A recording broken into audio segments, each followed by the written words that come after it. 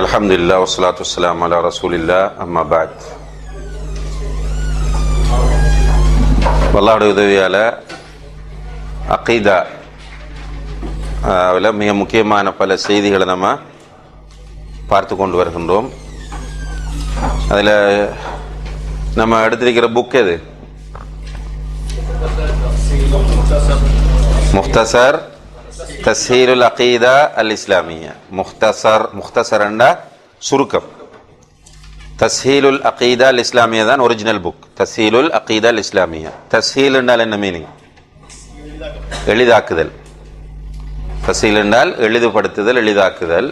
இஸ்லாமிய அகீதாவை எளிதாக்குதல் என்பதுதான் புக்கினுடைய பெயர். எழுதினது யாரு? ஆத்தர் ஷேக் அப்துல்லாஹ் இப்னு அப்துல் அசீஸ் அல் ஜப்ரீன் அல்லது அல் ஜிப்ரீன், ரெண்டு மாதிரியும் சொல்லுவாங்க. இவர் ஷேக் அப்துல் அசீஸ் அல் ஜிப்ரீன் சவுதி அரேபியாவில் மிக ஃபேமஸான மஷாயிகளில், ஷேக்மார்களில் ஒருவர். சவுதி அரேபியாவை சேர்ந்த அஹ்லு சுன்னா உலமாக்களில் மிக பிரபல்யமான ஒருவர். அவருடைய மகன்தான் இந்த புத்தகத்தை எழுதியவர்.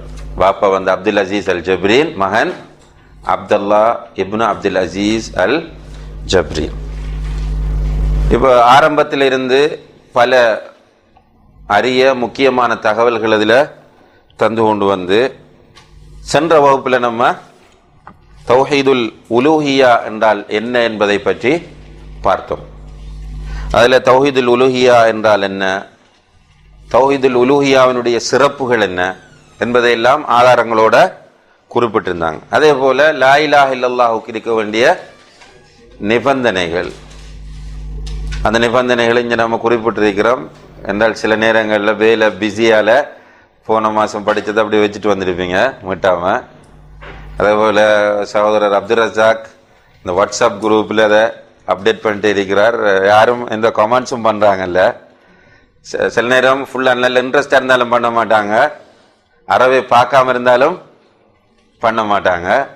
அதனால் அது நல்ல ஒரு சிஸ்டம். மாஷா அல்லாஹ் படித்ததை மீட்டுவதற்கு ஒரு அழகான சிஸ்டம். நீங்கள் பயனடைந்தோ இல்லையோ, அவர் மாஷா அல்லாஹ் பூர்ணமான பயனை அதன் மூலம் அடைவார்.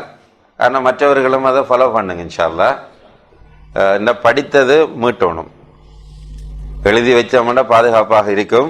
மீட்டினால் இன்ஷா அல்லாஹ் மனதில் பதியும். இது லா இலாஹ இல்லல்லாஹினுடைய கலிமாவினுடைய நிபந்தனைகள் 7 மிக மிக முக்கியமானவை. இந்த நிபந்தனைகள் பேணப்படாத கலிமா பயன் தரக்கூடியது அல்ல. இந்த நிபந்தனைகள் பேணப்படாமல் எந்த கலிமா இருக்கிறதோ அந்த கலிமாவினால் பிரயோசனம் நமக்கு கிடைக்காது. அதில் முதலாவது செய்தி என்னென்றால், கலிமாவினுடைய பொருளை அறிந்து கொள்ள வேண்டும் என்று சொன்னோம். இரண்டாவது, அந்த கலிமாவில் எந்த சந்தேகமும் நமக்கு வரக்கூடாது. மற்றவர்களிடமும் நம்ம போய் உதவி தேடலாமா என்ற ஒரு கேள்வி எந்த ஒரு கட்டத்திலும் வரக்கூடாது. அது நம்முடைய வீட்டில் உள்ள எல்லோருமே அல்லாஹ் பாதுகாக்க வேண்டும். மிக மோசமான நோயினால் பீடிக்கப்பட்டு மரணிக்க வேண்டி வந்தாலும் சின்ன ஒரு டவுட் கூட கலிமாவில் வரக்கூடாது. அல்லாஹ் ரப், அவன்தான் உண்மையான இலாஹ், அவனிடம்தான் நம்முடைய கைகள் உயர்த்தப்பட வேண்டும். வேறு யாரிடமும் நம்முடைய கை உயர்த்தப்படக்கூடாது. சில நேரம் ஷைத்தான் வருவான், அந்த அவுலியாரிடம் போனால், இந்த ஜோசியரிடம் சென்றால் என்று வருவான். வாரத்துக்கு சான்ஸ் கொடுத்தோமாக இருந்தால் கலிமாவுடைய நிபந்தனை தவறுகிறது. மூன்றாவதாக, எவ்வித மறுப்புமின்றி கலிமாவை ஏற்றுக்கொள்ள வேண்டும். சில நேரங்களில் நம்முடைய சுய லாபங்களுக்கு, சுய நலன்களுக்கு பாதிக்கக்கூடியதாக கலிமா இருக்கும்.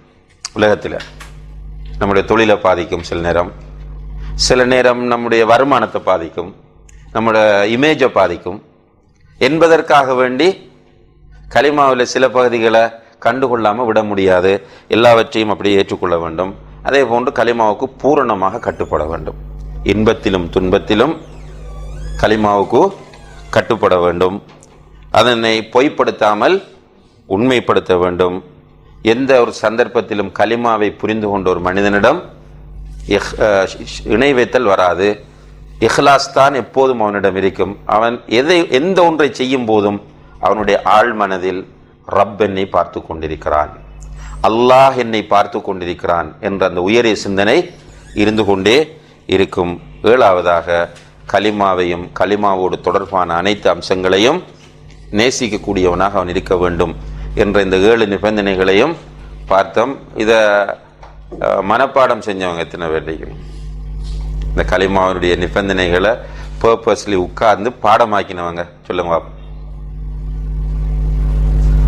என்ன கேள்வி புரிஞ்சுட்டேன்னு வரியா? யாரும் பாடமாக்கலையா? ஒரு கை. சரி, பாடமாக்காடி பரவாயில்ல. பாடமானவர்களை ஏற்றுக்குங்க. ஏழையும் இப்போ நான் திரும்ப மாத்திடுறேன். என்னால் முடியும்னு சொல்கிறோம். இல்லை, இதில் இம்பார்ட்டன்ஸ் புரியணும் நமக்கு. ஒரு சிலபஸுக்காக படிக்காமல் லைஃபுக்காக படிக்கணும். ரைட்?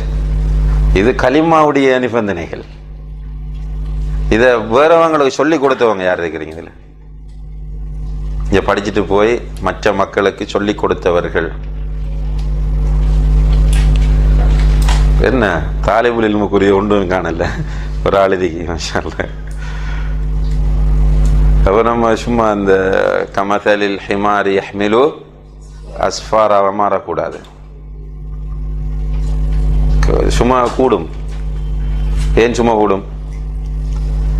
போன மாதத்துக்கு முன்னாடி இருந்ததை விட இந்த மாதம் உங்களுக்கு சும்மா கூட.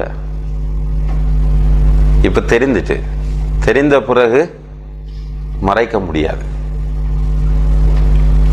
நம்மளோட மனைவிக்கு சொன்னவங்க பிள்ளைகளுக்கு சொன்னவங்க அதில் ரிசல்ட்ஸ் நமக்கு போதாது. ரைட்? இது கடமை. நான் வந்து நமக்காக நீங்கள் செய்ய வேண்டிய அவசியம் இல்லை, உங்களுக்காக நீங்கள் செய்யுங்க. இது நம்ம படிக்கிறது ஃபர்ஸ்ட்டுக்கு நான் சொன்னேன் ரஃபுல் ஜல் அன் நஃப்ஸிஹி, நம்மளை விட்டும் அறியாமையை அகற்ற வேண்டும். நம்மை விட்டு அறியாமல் அகற்றணும்னா நம்ம அதை இப்போ படித்துட்டு போவதை திரும்ப ரிப்பீட் பண்ணுங்க, கண்டிப்பாக மீட்டுங்க. அதே போல் நமக்கு ஃபர்ஸ்ட்டாக நம்ம யாரை பாதுகாக்கும் நரகத்திலிருந்து? நம்மை, அடுத்தது நம்முடைய குடும்பத்தை, மனைவி, பிள்ளைகள், பெற்றோர், உடன்பிறப்புகள். ரைட்? அவங்களுக்கு இந்த மெசேஜை கொடுங்க. இந்த 7 நிபந்தனை உட்கார வச்சு வாங்க, இது 7ஐயும் எழுதுங்க. முதல் ஒவ்வொன்றா சொல்கிறேன், கேளுங்க. இந்த நிலை உங்கள்கிட்ட இருக்கா? நீங்கள் வந்து இந்த முதலாவது நிபந்தனையில் எந்த நிலையில் இருக்கிறீங்க? கலிமாவை பற்றி படிக்கிறதுக்கு எவ்வளோ முயற்சி செஞ்சுருக்கிறீங்க? நீங்கள் ஸ்கூலில் படிக்கிறதுக்கு, இங்கிலீஷ் படிக்கிறதுக்கு, சயின்ஸ் படிக்கிறதுக்கு, மெட்ஸ் படிக்கிறதுக்கு, இங்கே எல்லாம் போகிறீங்க வாரீங்க, எவ்வளோ பணம் செலவழிக்கிறீங்க? இந்த கலிமாவை படிக்கிறதுக்கு என்ன முயற்சி இதுவரை செய்தீர்கள்? அப்படி கேளுங்க. கேட்டு இதை உணர்த்தி, கண்டிப்பாக இது பெரிய ஒரு டியூட்டி, நமக்கு மிகப்பெரிய ஒரு கடமை. அந்த கடமையை நிறைவேற்றுவதற்கு அல்லாஹ் தஆலா தௌஃபீக் செய்ய வேண்டும் இன்ஷா அல்லாஹ். இந்த நிபந்தனைகளை வீட்டில் எழுதி நீங்கள் ஒட்டி பாடமாக்கினா கூட அது ஒரு சாதாரண விஷயமாக மாறாது. கண்டிப்பாக அந்த குர்ஆன் வசனங்களோட தலீல்களோட பார்த்துக்கொள்ளுங்க இன்ஷா அல்லாஹ். அடுத்தது சென்ற வகுப்பில் நவாக்கிதுல் இஸ்லாம் சம்பந்தமாக சின்ன பிரீஃபாக ஒரு செய்தியை பார்த்தோம்.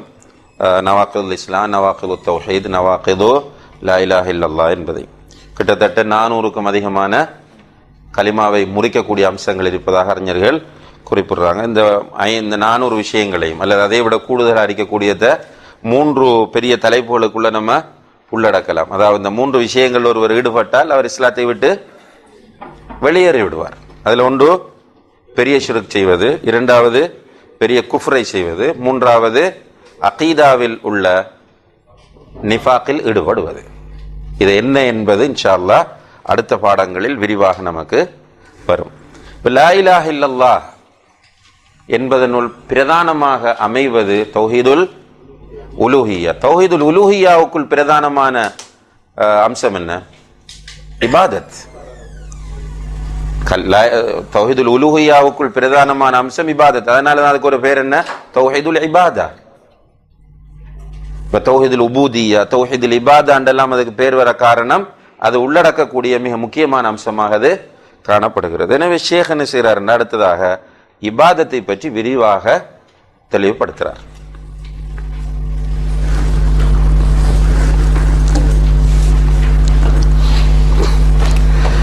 இபாதத் என்ற சொல் எல்லோருக்கும் தெரியும். அறிமுகமான மிக பரிச்சயமான ஒரு சொல்தான் இபாதத். ஆக பாமரமான மக்கள் தான் செய்வாங்க இபாபத் என்றெல்லாம் சொல்லுவாங்க. அவங்களுக்கு அந்த இபாதத் என்பது சொல்ல தெரியாம இபாபத் அப்படி வேற சொற்களை சொல்லுவாங்க.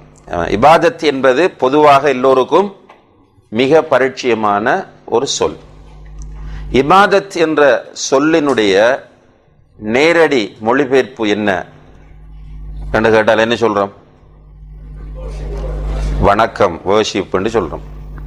அப்ப வணக்கம் என்று சொன்னதால அதனுடைய கருத்து தெரியாம போயிட்டு எங்க சர்ச்சைப்படுறோம் தெரியுமா? வணக்கம் சொல்லலாமா இல்லையா? பிரச்சனை எல்லாம் வருது நமக்கு.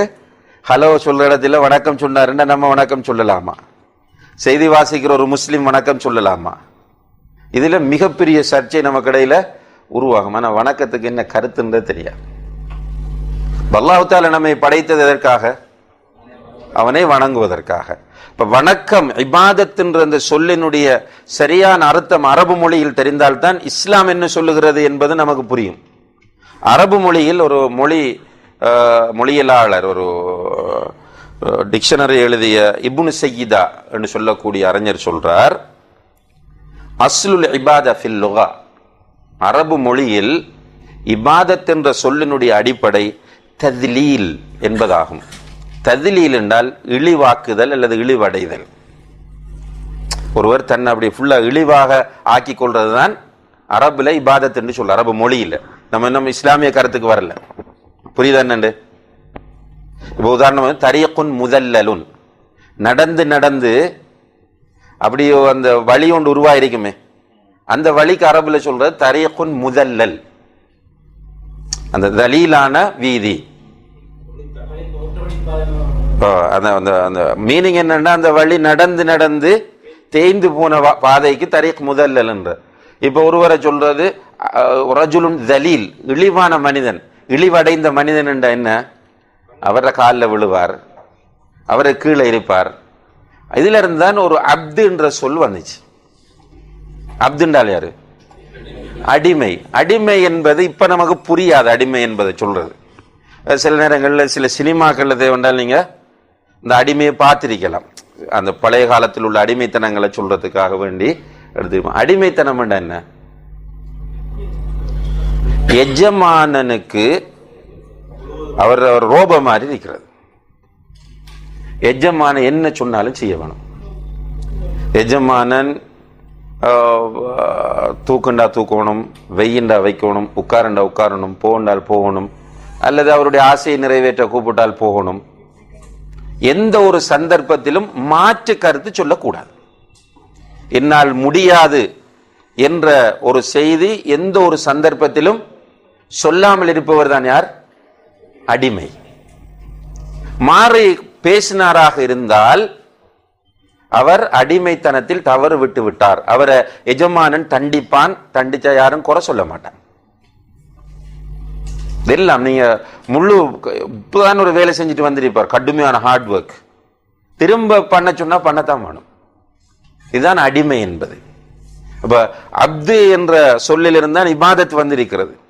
இப்ப இபாதத் என்றால் ஃபுல்லாக தன்னை இழிவுபடுத்திக் கொள்வது என்பதுதான் அரபு மொழியில் அதனுடைய அர்த்தம் என்று இப்னு சையிதா சொல்றார்.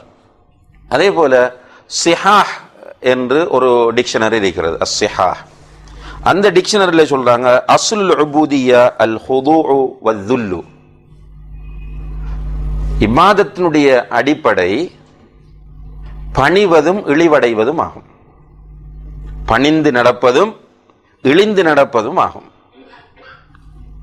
அப்ப வருது, அடுத்தது வருது. ரைட். அதே போல அவர் சொல்ல வல் இபாதத்து அத்தா, இபாதத் என்றால் அடிபணிவதாகும். இதெல்லாம் மொழி ரீதியாக இதுவரை நம்ம ஷரியத் என்ன சொல்லுது என்று பார்க்கல. மொழி ரீதியாக ஏற்கனவே இந்த அப்துன்ற சொல் ரசூலுல்லாஹி அலைஹி வஸல்லம் வாரத்துக்கு முன்னாடி இருந்தே இருக்கக்கூடிய சொல்லுது அரபு மொழியில. எனவே மொழியில் இபாதத் அப்து என்றால் ஒருவன் அடிமைத்தனமாக வாழ்தல், அடிபணிதல், இழிவடைதல், பணிந்து நடத்தல் என்ற கருத்துக்களை தரக்கூடியதாக இருக்கிறது. இது மொழியில. இஸ்லாமிய வழக்கில் இஸ்லாமிய பரிபாஷையில் இமாம் இப்னு தைமியா ரஹ்மத்துல்லாஹ் சொல்லக்கூடிய வரை விலக்கணம் ஏற்கனவே நான் உங்களுக்கு அதை இய்யாக நஅபுதுல தந்திருக்கிறோம். என்னது யாரே தெரியும்? Very good. அல்லாஹ் விரும்பி அங்கீகரிக்கக்கூடிய உள்ளார்ந்த வெளிப்படையான அனைத்து சொற்கள் செயல்கள் இபாதத் எனப்படும். அல்லாஹ் விரும்பி அங்கீகரிக்கக்கூடிய உள்ளார்ந்த வெளிப்படையான சொற்கள் செயல்கள் அனைத்தும் இபாதத் ஆகும். அப்படி என்றால் குர்ஆனிலும் ஹதீஸிலும் எதெல்லாம் ஆர்வமூட்டப்பட்டு வருகிறதோ செய்வதற்கு அவற்றை அப்படியே எடுத்து நடப்பதுதான் இபாதத். இபாதத் என்பது மக்களால் எப்படி புரியப்பட்டிருக்கு? மக்கள் இபாதத் என்றா வணக்கம், வணக்கம் என்ன தொழுகை நோன்பு ஜக்காத் ஹஜ்ஜுன்னு தான் புரிந்திருக்கிறாங்க. இமாம் இப்னு தைமியா ரஹ்மத்துல்லாஹ் சொல்லக்கூடிய இந்த வரைவிலக்கணம் தான் இபாதத்துக்கு மிக சரியான வரைவிலக்கணமாகும். அல்லாஹு தஆலா விரும்பி அங்கீகரிக்கக்கூடிய, அப்ப ஏவி இருப்பான் அல்லது ஆர்வம் ஊட்டியிருப்பான், ஏவி இருப்பான் அல்லது ஆர்வம் ஊட்டியிருப்பான் அவனாக அல்லது அவனுடைய தூதர் மூலம். அப்படியான எல்லாமே இபாதத். உதாரணமாக ரசூலுல்லாஹி அலைஹி வஸல்லம் சொல்றாங்க, தபஸ்ஸுமுக ஃபி வஜ்ஹி அஹீக சதகா, உன்னுடைய சகோதரனை பார்த்து நீ புன்முறுவல் செய்வது சதகாவாகும் என்று சொன்னான். எனவே அது ஒரு இபாதத் என்றால் ஆர்வமூட்டப்பட்டிருக்கு, அல்லாஹ் விரும்பி அங்கீகரிக்கிறார். அதே போல ஈமான் பிதுன் வ ஸபஊன ஷுபா, ஈமான் 70 கிளைகளுக்கும் அதிகமானது. அலாஹ லா இலாஹ இல்லல்லாஹ், அதில் உயர்ந்தது லா இலாஹ இல்லல்லாஹ். அத்னாஹா இமாத்தத்துல் அதா அனித் தரீக், அதில் கீழ்நிலையில் இருப்பது பாதையில் மக்களுக்கு தொல்லை தரக்கூடிய தீங்கு விளைவிக்கக்கூடிய ஏதாவது ஒன்றை கண்டு அகற்றுவதுன்னு சொன்னான். அப்ப பாதையில கிடக்கிற ஒன்று அகற்றுவது இபாதத். ஏன்? அல்லாஹ் விரும்பி அங்கீகரிக்கக்கூடிய ஒரு விஷயம். இது இமாம் இப்னு தைமியா ரஹ்மத்துல்லாஹ் அவர்கள் இபாதத்திற்கு தரக்கூடிய வரைவிலக்கணம். இன்னும் சில அறிஞர்கள் சொல்றாங்க, தாஅத்துல்லாஹி பிஃபிஅலில் மஅமூர் வ தர்கில் மஹ்தூர், அல்லாஹ் ஏவியவைகளை செய்வதன் மூலம் தடுத்தவைகளை தவிர்ந்து கொள்வதன் மூலமும் அல்லாஹுக்கு கட்டுப்படுவது இபாதத்தாகும். இது கொஞ்சம் விரிவு குறைந்தது. இந்த தாரீஃப், இந்த வரைவிலக்கணம் இபாதத்துக்குரிய பூரணமான வரைவிலக்கணமா வராது. வாஜிப் அல்லாதவை இபாதத் இல்லைன்னு வந்துடும்.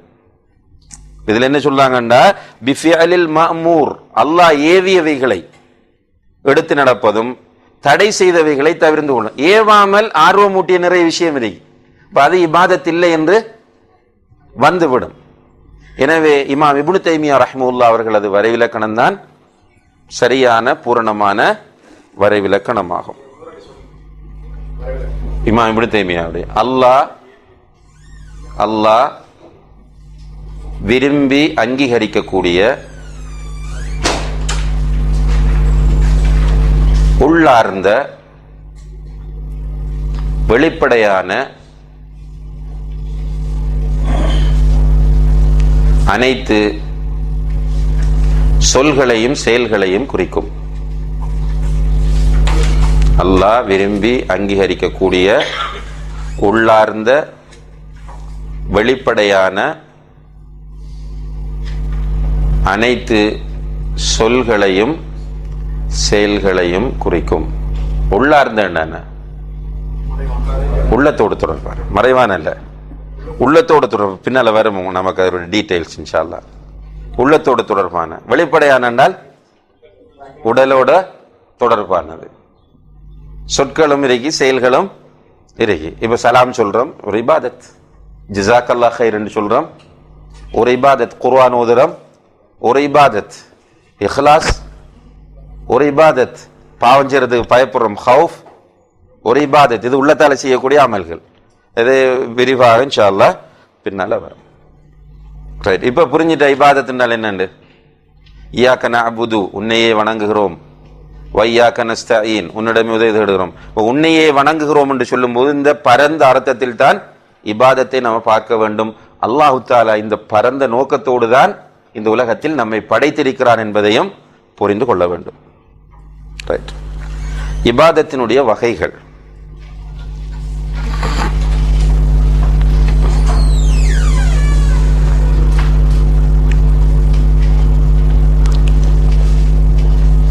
ஷேக் அவர்கள் இங்கே இபாதத்தினுடைய வகைகளாக 2 வகைகளை குறிப்பிடுகிறார்கள். ஒன்று அல் இபாதாத் அல் மஹ்தா. அல் இபாதாத் அல் மஹ்தா.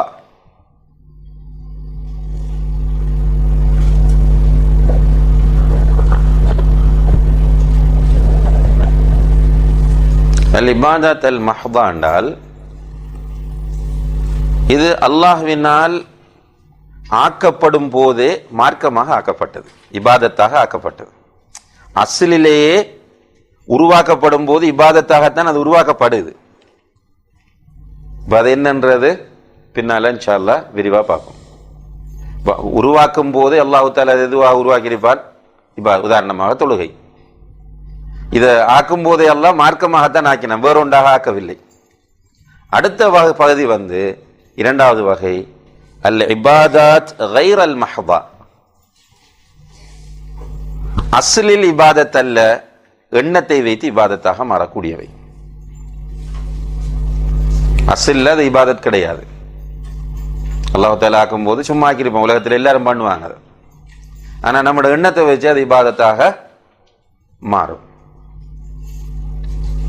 அதை புரிஞ்சா இல்லாட்டி புரியாட்டி இன்ஷா அல்லாஹ் அடுத்ததுக்கு வாங்க. இப்போ வருது அடுத்தது.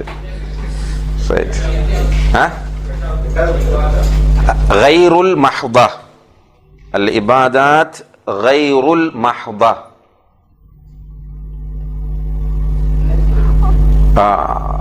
எண்ணங்களை வைத்து இபாதத்தாக மாறக்கூடிய செயல்கள்.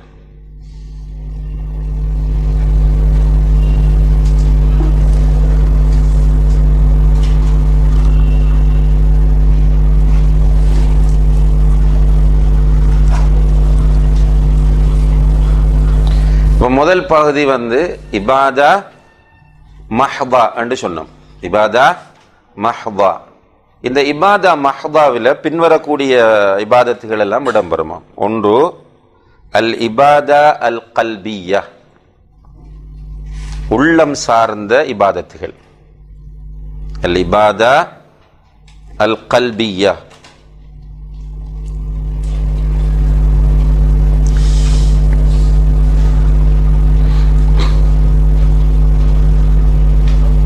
உள்ளம் சார்ந்த இபாதத் என்ற ஏற்கனவே இமாம் இப்னு தய்மிய்யா சொல்லிட்டாரு, உள்ளார்ந்த வெளிரங்கமான. உள்ளம் சார்ந்த இபாதத்துகள் இது ரெண்டு வகைப்படும். உள்ளம் சார்ந்த இபாதத்துகள் இவ்வளவு டீடைல்ஸா பார்க்கிற என்னத்துக்கு என்றால் வமா ஹலக்துல் ஜின்ன வல் இன்ஸ இல்லா லியஅபூதுன் என்பதை சரியாக புரிந்து கொள்வதற்கு தான். நம்ம இபாதத் செய்வதற்கு என்று சொல்றோம். நம்மளோட வாழ்க்கையில 4/3 பகுதி இபாதத் இல்லை. ஒரு பகுதியை மாத்திரம்தான் இபாதத் நினைச்சிட்டு செஞ்சுட்டு இருக்கிறோம், மற்றதெல்லாம் விட்டுட்டு போறோம். காரணம் என்னென்றால் இந்த டீடைல்ஸாக இபாதத் நமக்கு சொல்லித்தரப்படலை. இந்த விபரமாக இபாதத்தை நம்ம தெரிஞ்சு கொண்டால் நிச்சயமாக நாமும் அதுக்கு ட்ரை பண்ணுவோம். ஏன்னா நம்ம இபாதத்தை தூர எறியணும் என்ற எண்ணம் உள்ளவர்கள் இல்லை, ஏற்றுக்கொண்டவர்கள். நாம் படைக்கப்பட்டதெல்லாம் இபாதத் செய்வதற்காக என்பதை ஏற்றுக்கொண்டவர்கள் என்கிற வகையில தெரியாத காரணத்தினாலதான் இப்படி இருக்கிறோம். அப்ப முதல் வகை இபாதா மஹ்தாவில், மஹ்தான்னு சொன்னால் அல்லாஹ் மார்க்கமாக்கும் போதே இபாதத்தாகவே அதை நமக்கு ஆக்கி தந்தான். இதுதான் அசில். அதுல முதல் பகுதி என்னென்றால் இபாதா கல்பியா, நம்முடைய உள்ளத்தோடு தொடர்படக்கூடிய இபாதத். இது 2 வகைப்படும். ஒன்று கவுலுல் கல்ப், உள்ளத்தால் பேசுவது. உள்ளத்தால் பேசுவது கவுலுல் கல்ப். உள்ளத்தால் எப்படி பேசுறது?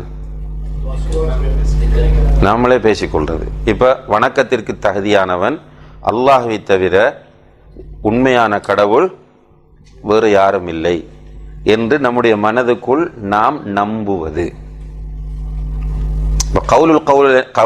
கவுலுல் கல்ப் என்பதை இஅ்திகாதுன்னு சொல்லலாம், அகீதான்னு சொல்லலாம். நம்ம நம்புவது, உள்ளத்தால் நம்புவது. அதே போல அல்லாஹ்வுடைய அஸ்மாக்கள், திருநாமங்கள் எல்லாம் உண்மையானவை. அல்லாஹ்வுடைய சிஃபாத்துகள் எல்லாம் பூரணமானவை. இப்படி நம்ம நம்புறோம்.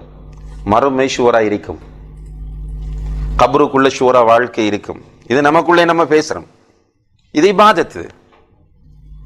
இப்படி நம்ம நமக்குள் பேசிக்கொள்வது இபாதத், இதைத்தான் கவுலுல் கல்ப் என்று சொல்வது. இரண்டாவது அமலுல் கல்ப், உள்ளத்தால் செய்வது. ஒன்று உள்ளத்தால் பேசுவது, இன்னும் ஒன்று உள்ளத்தால் செய்வது.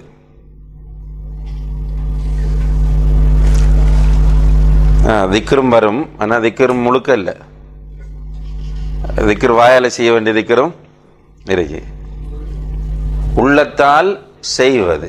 இப்போ உதாரணமாக நியத்,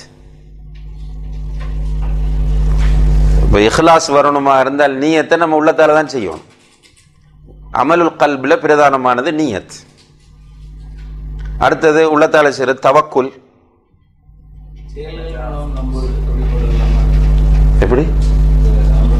இல்ல இல்ல, உள்ளத்தால் செய்வது, உள்ளத்தால் செய்யும் செயல் அல்லது உள்ளத்தால் செய்வது அமலுல் கல்ப்.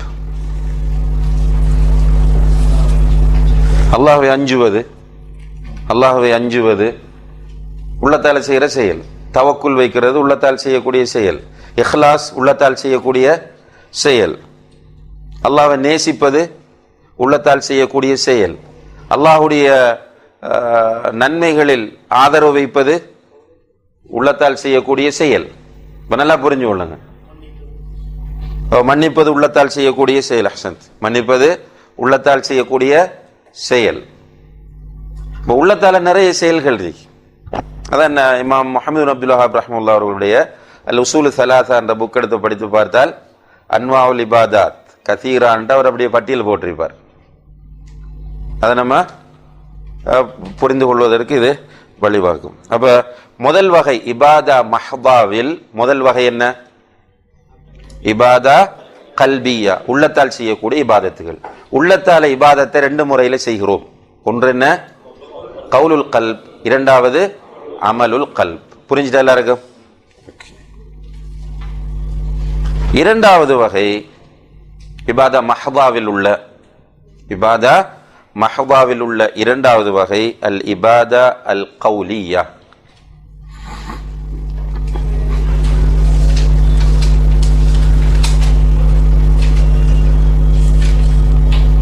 அல் இபாதா அல் கௌலியா என்றால் சொல் ரீதியான வார்த்தை ரீதியான இபாதத். சொல் ரீதியான அல்லது வார்த்தை ரீதியான இபாதத். உதாரணங்கள் தந்திருக்கிறோம். என்ன உதாரணமாக?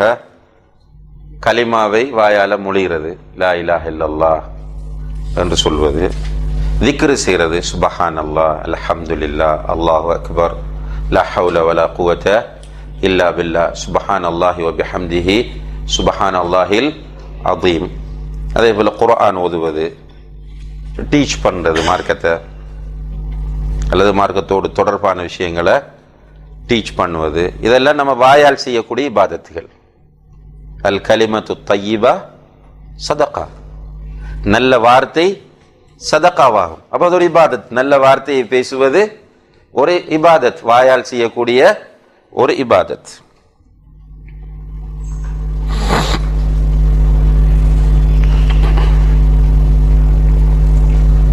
வேற என்ன உதாரணங்கள்? தாவா பண்றது, வெரி குட். வேற வாயால செய்யக்கூடிய இபாதத்துகள் எப்படி? ஒருவருக்கு நல்ல விதமாக கலிமா தய்யிபா. வேற சலாம் சொல்றது, வெரி குட். உண்மை பேசுவது, நன்மை ஏவுதல், தீமையை தடுத்தல், பாடம் எடுக்கிறான் கற்றுக் கொடுத்தல். வாங்கு சொல்றது, வெரி குட். வாங்கு சொல்றது நாவால் செய்யக்கூடிய ஒரு இபாதத். கவுன்சிலிங் செய்யறது, கவலையோடு இருக்கிறவருக்கு ஆறுதல் சொல்றது, இதெல்லாம் இபாதத். நாவினால் செய்யக்கூடிய நோயாளியை நலம் விசாரித்து ஆறுதல் சொல்வது, நலம் விசாரிக்க செல்வது, உடலால் செய்வது, அவருக்கு துவாவை ஓதி உதுறது, ருக்கியா செய்கிறது, இதெல்லாம் நாவினால் செய்யக்கூடிய இபாது. பட்டியல் நீளமான பட்டியல். நம்ம உதாரணம் மட்டும் ஒன்று ரெண்டு கொடுத்திருக்கிறோம். அவ்வளவுதான் என்ன முடிவு எடுத்துக் கொள்ளக்கூடாது. பிறகு இப்போ எங்களுக்கு ஷேக் ஃபா அப்துல் ரஹீம், நான் ஃபர்ஸ்டா மதீனா போன நேரம் ஒரு இன்டர்வியூ ஒன்று பண்ணார், எந்த இதில் சேர்க்கலாம்ன்றது. பண்ணினவர் ஒரு உதாரணம் சொல்லி அதுக்கு அரபு அந்த விதிகளை சொன்னார், இலக்கண விதிகளை சொன்னது. பிறகு அவர் சொன்னார் எப்படின்னா, இப்போ ஃபியல் ஃபாயில் மஃபூல் என்ற அரபு மொழியில் இருக்கு. அந்த சப்ஜெக்ட் ஆப்ஜெக்ட் என்னது அண்டு வரக்கூடியது. அதாவது அதில் இப்போ மதரசாக்கள் என்ன சொல்லிக் கொடுப்பாங்க, ஃபியல் ஃபாயில் மஃபூல் சொல்லிக் கொடுக்கறதுக்கு லரப ஜெய்துன் அம்ரன், இதுதான் உதாரணம் சொல்லி கொடுப்பாங்க. இவர் சில பிள்ளைகளை கூப்பிட்டு கேட்பாராம், கதப முஹம்மதுன் ரிசாலத்தன், இதுக்கு ஏராப் சொல்லுண்டா அவன் சொல்ல மாட்டானாம். கதப முஹம்மதுன் ரிசாலத்தனும் ஒரே ஃபார்மாட் தான், லரப ஜெய்துன் அம்ரன்ன்றதும் ஒரே இதுதான், ஃபியல் ஃபாயில் மஃபூல் தான். ஆனால் இவன் லரப ஜெய்துன் அம்ரன் என்று சொன்னா லரப ஃபியல் ஜெய்துன் ஃபாயில் அம்ரன் மஃபூல் என்று உடனே சொல்லிடுவானாம். கதப முஹம்மதுன் ரிசாலத்தன் யோசிப்பானாம் இருந்து. ஏன் இல்ல, இவன் பழகினது இந்த மூன்று தான். லரப ஜெய்துன் அம்ரன் மட்டும்தான் வருது. கத்தல ஜெய்துன் அம்ரன் என்று போட்டா கூட சொல்ல மாட்டான். இப்ப நம்மளும் அப்படித்தான், அந்த இபாதத்தில் எதெல்லாம் சொல்லி தரப்படுதோ அது மாத்திரம்தான் என்று மக்கள் முடிவெடுத்துக் கொள்கிறார்கள். அதனால நாவினால்ன்றதுக்கு சின்ன எக்ஸாம்பிள் தான் 3 தந்திருக்கிறோம். 3 நாள நிறைய நாவினால் செய்யக்கூடிய இபாதத்துகள் இருக்கின்றன. அதே போல அல் இபாதா அல் பதனியா, 3வது இபாதா மஹதாவில் உள்ள 3வது வகை அல் இபாதா அல் பதனியா.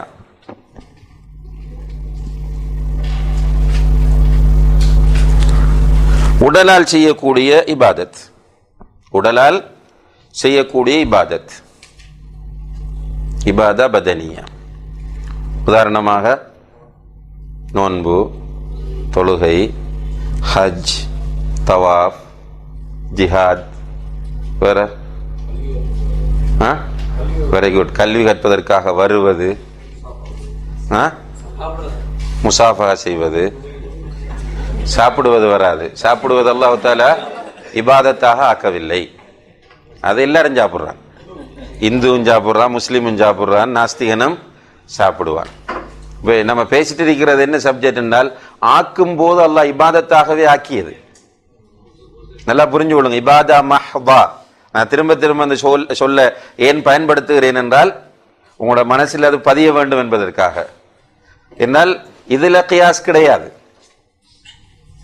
இபாதா மஹ்லாவில் கியாஸ் கிடையாது. அதுக்கெல்லாம் இல்லத்தெல்லாம் சொல்ல முடியாது. இல்லத்தின் என்ன காரணங்கள் எல்லாம் சொல்லிக் கொண்டிருக்க வேண்டிய அவசியம் இல்லை. நியாயம் சொன்னால்தான் செய்வேன் என்றெல்லாம் கிடையாது. தொழுகை ஒரு மிகப்பெரிய உடற்பயிற்சி, எனவே தொழ வேண்டும் கிடையாது. அல்லாஹ் சொன்னான் தொழுவேன் என்றால் இபாதா மஹ்தா. ஒரு பாத்திரத்தில் நாய் நக்கினால் 7 முறை கழுவ வேண்டும், ஒரு தடவை மண் போட்டு கழுவ வேண்டும். ஏன் பண்ணணும்? அல்லாஹ் சொன்னான் எனவே செய்கிறேன், அல்லாஹ்வுடைய தூதர் சொன்னார்கள் எனவே செய்கிறேன். இல்லத்தெல்லாம் இதுல கேட்கவே கூடாது. இல்ல தெரிந்தால் நம்முடைய ஈமான் அதிகரிக்கலாம், அவ்வளவுதான். இல்ல தெரிந்தால், இல்லத்தின் என்ன காரணம் தெரிந்தால்தான், ஹிக்மத் தெரிந்தால்தான் நான் செய்வேன் என்ற நிலைக்கு இதுல வரவே முடியாது, கூடாது. இதுதான் இபாதா மஹ்தான்னு சொல்ற. இபாதா மஹ்தாவில் 4வது வகை அல் இபாதா அல் மாலியா, பொருளாதாரத்தால் செய்யக்கூடிய இபாதத். பொருளாதாரத்தினால் செய்யக்கூடிய இபாதத். உதாரணம் சதகா, ஜக்காத், கிணறு கட்டி கொடுக்கிறது, கடன் கொடுக்கிறது, வேற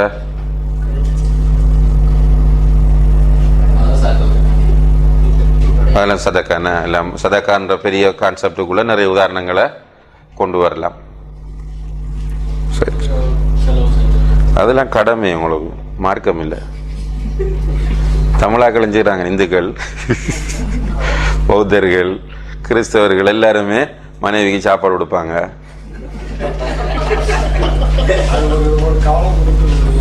பருவமே நம்ம அவசரப்படும் இன்ஷா அல்லாஹ்.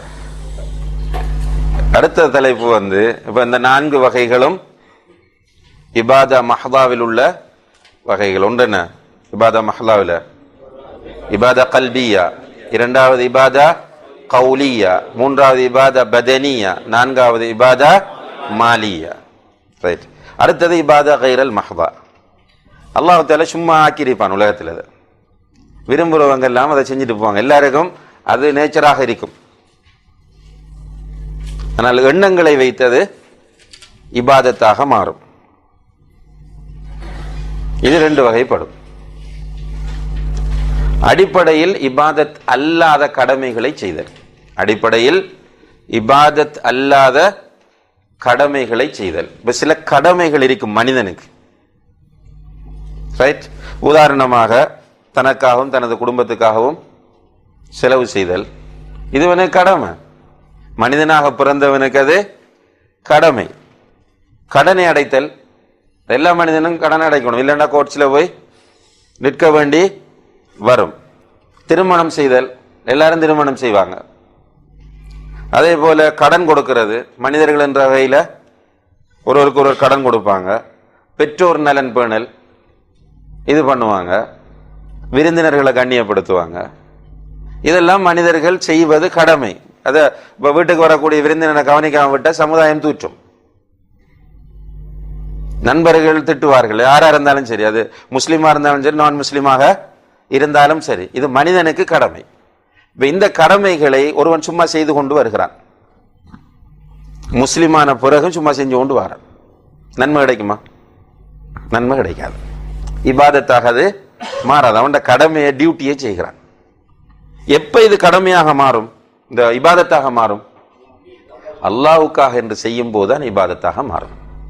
நல்லா புரிஞ்சுக்கணும். நீயத்து வரல என்றால் சும்மா பண்ணிட்டு போறோம். அம்மா அப்பாவுக்கு சாப்பாடு கொடுக்குறோம், சும்மா கொடுத்தீங்கன்னா சும்மா கொடுக்குறோம் கூட கடமை. நீங்க கொடுக்காம ரோட்ல விட்டா சமுதாயம் உங்களை திட்டும், என்றால் அது கடமை. நீங்கள் அப்படி கொடுக்கும் போது அல்லாஹ்வுக்காக கொடுத்தீர்களாக இருந்தால் இபாதத். வீட்டில் உங்களோட பேரண்ட்ஸ் முதுமை அடைகிறாங்க, அவங்கள கொண்டு வந்து கண்ணியமாக நடத்துறீங்க. யாருக்காக நடத்துறீங்க? அல்லாஹ்வுக்காக நடத்துறீங்க. அவங்களுக்குரிய எல்லா ஹிதுமத்தையும் பண்றீங்க. யாருக்காக பண்றீங்க? அல்லாஹ்வுக்காக பண்றீங்க. இப்ப இது இபாதத்தாக மாறும். இதுக்கு என்ன ஆதாரம்? சாதிர் அலி அல்லாஹ் அவர்கள் அறிவிக்கிறார்கள், ரசூலுல்லாஹி அலைஹி சொல்றாங்க, வலஸ்த துன்ஃபிகு நஃபகதன் தப்தகி பிஹா வஜ்ஹ அல்லாஹ் இல்லா உஜ்ர்த அலைஹா. நீ செலவு செய்யக்கூடிய ஒரு செலவாக இருந்தாலும், நீ செய்யக்கூடிய எந்த ஒரு செலவாக இருந்தாலும், அந்த செலவின் மூலம் நீ அல்லாஹ்வுடைய திருப்தியை நாடினால் அதற்கு நீ கூலி கொடுக்கப்படுவாய். கண்டிஷனா சொல்லிட்டாங்க. நீ செய்யக்கூடிய எந்த ஒரு செலவாக இருந்தாலும் அதற்கு நீ அல்லாஹ்வுடைய கூலியை எதிர்பார்த்தால் அதற்காக நீ உஜ்ர்த அலைஹா, கூலி கொடுக்கப்படுவாய். ஹத்தா மா ததஉஹு ஃபீ இம்ராஅதிக, உன்னுடைய மனைவியின் வாயில் நீ வைக்கக்கூடியது வரை, உன்னுடைய மனைவியின் வாயில் நீ வைக்கக்கூடியது வரை. இன்னும் ஒரு ரிவாயத்தில் லுக்மான் வருது, உன்னுடைய வாயில், உன்னுடைய மனைவியின் வாயில் நீ வைக்கக்கூடிய ஒரு கவளம் உணவாக இருந்தாலும் சரி. சும்மா ஊட்டி விட்டால் அது ஒன்றும் இல்லை, அது மனைவியை திருப்திப்படுத்தியிருக்கிறாய், அதற்குரிய பலனை மனைவியிட்டிருந்து பெற்றுக்கொள்ளலாம். ஆனால் ஊட்டி விடும்போது எதற்காக ஊட்டி விடுகிறாய்? அல்லாஹ் என்னை பொருந்திக் கொள்ள வேண்டும் என்பதற்காக ஊட்டி விட்டால் அதற்கு உனக்கு கூலி இருக்கிறது என்று ரசூலுல்லாஹி அலைஹி சொல்லக்கூடிய ஹதீஸ் புகாரி முஸ்லிம்ல வருது. அப்ப நம்ம செலவு செய்கிறோம், பிள்ளைகளுக்கு செலவு செய்கிறோம், குடும்பத்துக்கு செலவு செய்கிறோம், எல்லா செலவுகளும் செய்கிறோம், நமக்கு நீயத்தொண்டும் இல்லை. சும்மா வந்து கேட்குறான் கொடுக்குறோம், பிள்ளைகள் ஸ்கூலுக்கு போக கேட்குறது கொடுக்குறோம், டியூஷன் ஃபீஸ் கொடுக்குறோம், போய்கொண்டு ட்ரெஸ் கேட்குறது கொடுக்குறோம். நம்மளோட டியூட்டி இது. இந்த டியூட்டியை எல்லாரும் உலகத்தில் செய்து கொண்டுதான் இருக்கிறாங்க, அந்த வகையில் செய்து இருக்கிறோம், அவ்வளவுதான். இதால பாவமா? நமக்கு பாவமும் இல்லை. இபாதா மஹ்தாவை, இப்ப இந்த இபாதா கைர் மஹ்தாக்கும் இபாதா மஹ்தாக்கும் உள்ள வித்தியாசத்தை புரிஞ்சு கொள்ளுங்க. இபாதா மஹ்தாவை மற்றவர்களுக்காக செய்தால் அது எதுவாக மாறும்? ஷிர்காக மாறும். இபாதா மஹ்தாவை மற்றவர்களுடைய திருப்தியை நாடி செய்தால் ஷிர்காக மாறும். இபாதா கைர் மஹ்தாவை மற்றவர்களுக்காக செஞ்சா ஒரு பிரச்சனையும் இல்லை. இப்ப மனைவிக்காகத்தான் செலவு செய்றீங்க, நகை வாங்கி கொடுத்தீங்க மனைவிக்காகத்தான். மனைவி நம்மோட நல்லா நெருங்கி வரணும் என்பதற்காக வேண்டி மனைவிக்கு செலவு செய்றீங்க, ஊட்டி விடுறீங்க. இது பாவமா? ஷிர்காகுமா? இல்லை. அதே டைமில் குர்ஆன் ஓதும் போது மனைவி பார்த்து நல்லா இருக்குன்னு சொல்லணும்னு ஓதினோம்டா ஷிர்கா போகும். ரைட், ரெண்டுக்கும் இடையில் உள்ள வித்தியாசம். அதே போல் ரசூலுல்லாஹி அலைஹி வஸல்லம் சொல்றாங்க, அபூ மஸ்ஊத் அல்-பத்ரி ரலியல்லாஹு அன்ஹு அறிவிக்கிற ஹதீஸ், இன்னல் முஸ்லிம இதா அன்ஃபக அலா அஹ்லிஹி நஃபகத்தன், ஒரு முஸ்லிம் தனது குடும்பத்தினருக்காக ஒரு செலவு செய்தால் வஹுவ யஹ்தஸிபுஹா, அதற்குரிய கூலியை அல்லாஹ்விடம் எதிர்பார்த்த நிலையில், கானத் லஹு சதகா, அது அவருக்கு சதகாவாக மாறும். சதகா இபாதா மஹ்வா, சதகா இபாதா மஹ்வா. இங்க அவருடைய எண்ணத்தை வைத்து அது சதகாவாக மாறுகிறது, இபாதத்தாக மாறும். அதே போல குகையில் மாட்டிய அந்த 3 பேருடைய செய்தி வரலாறு, அவர் செய்தது அல்லாஹுக்காக, தாய்க்கு தந்தைக்கு உணவு கொடுத்தது அல்லாஹுக்காக, அதை சொல்லி கேட்டதால அல்லாஹ் கல்லகற்றினான். அவர் கூலிக்காரனுக்குரிய கூலியை சேமித்து வைத்தது அல்லாஹுக்காக, எனவே அல்லாஹு தாலா கல்லகற்றினான். அவர் சும்மா தாய் தந்தைக்கு இது கொடுத்திருந்தால், அல்லாஹ்வுடைய இதை எதிர்பார்க்காம கொடுத்திருந்தால் அங்க ரிசல்ட் வந்திருக்காது. கூலிக்காரனுக்கு எல்லாரும் கூலியை கொடுக்கிறாங்கன்ற அடிப்படையில் இவர் கொடுத்திருந்தால் அவருக்கும் எந்த பிரதிபலனும் அங்க கிடைத்திருக்க மாட்டாது. இந்த ஹதீஸ்கள் எல்லாம் ஒருவர் தான் உலகத்தில் செய்யக்கூடிய கடமைகளை அல்லாஹ்வுக்காக வேண்டி மாற்றும் போது அவர் இபாதத் செய்தவராக கருதப்படுவார்.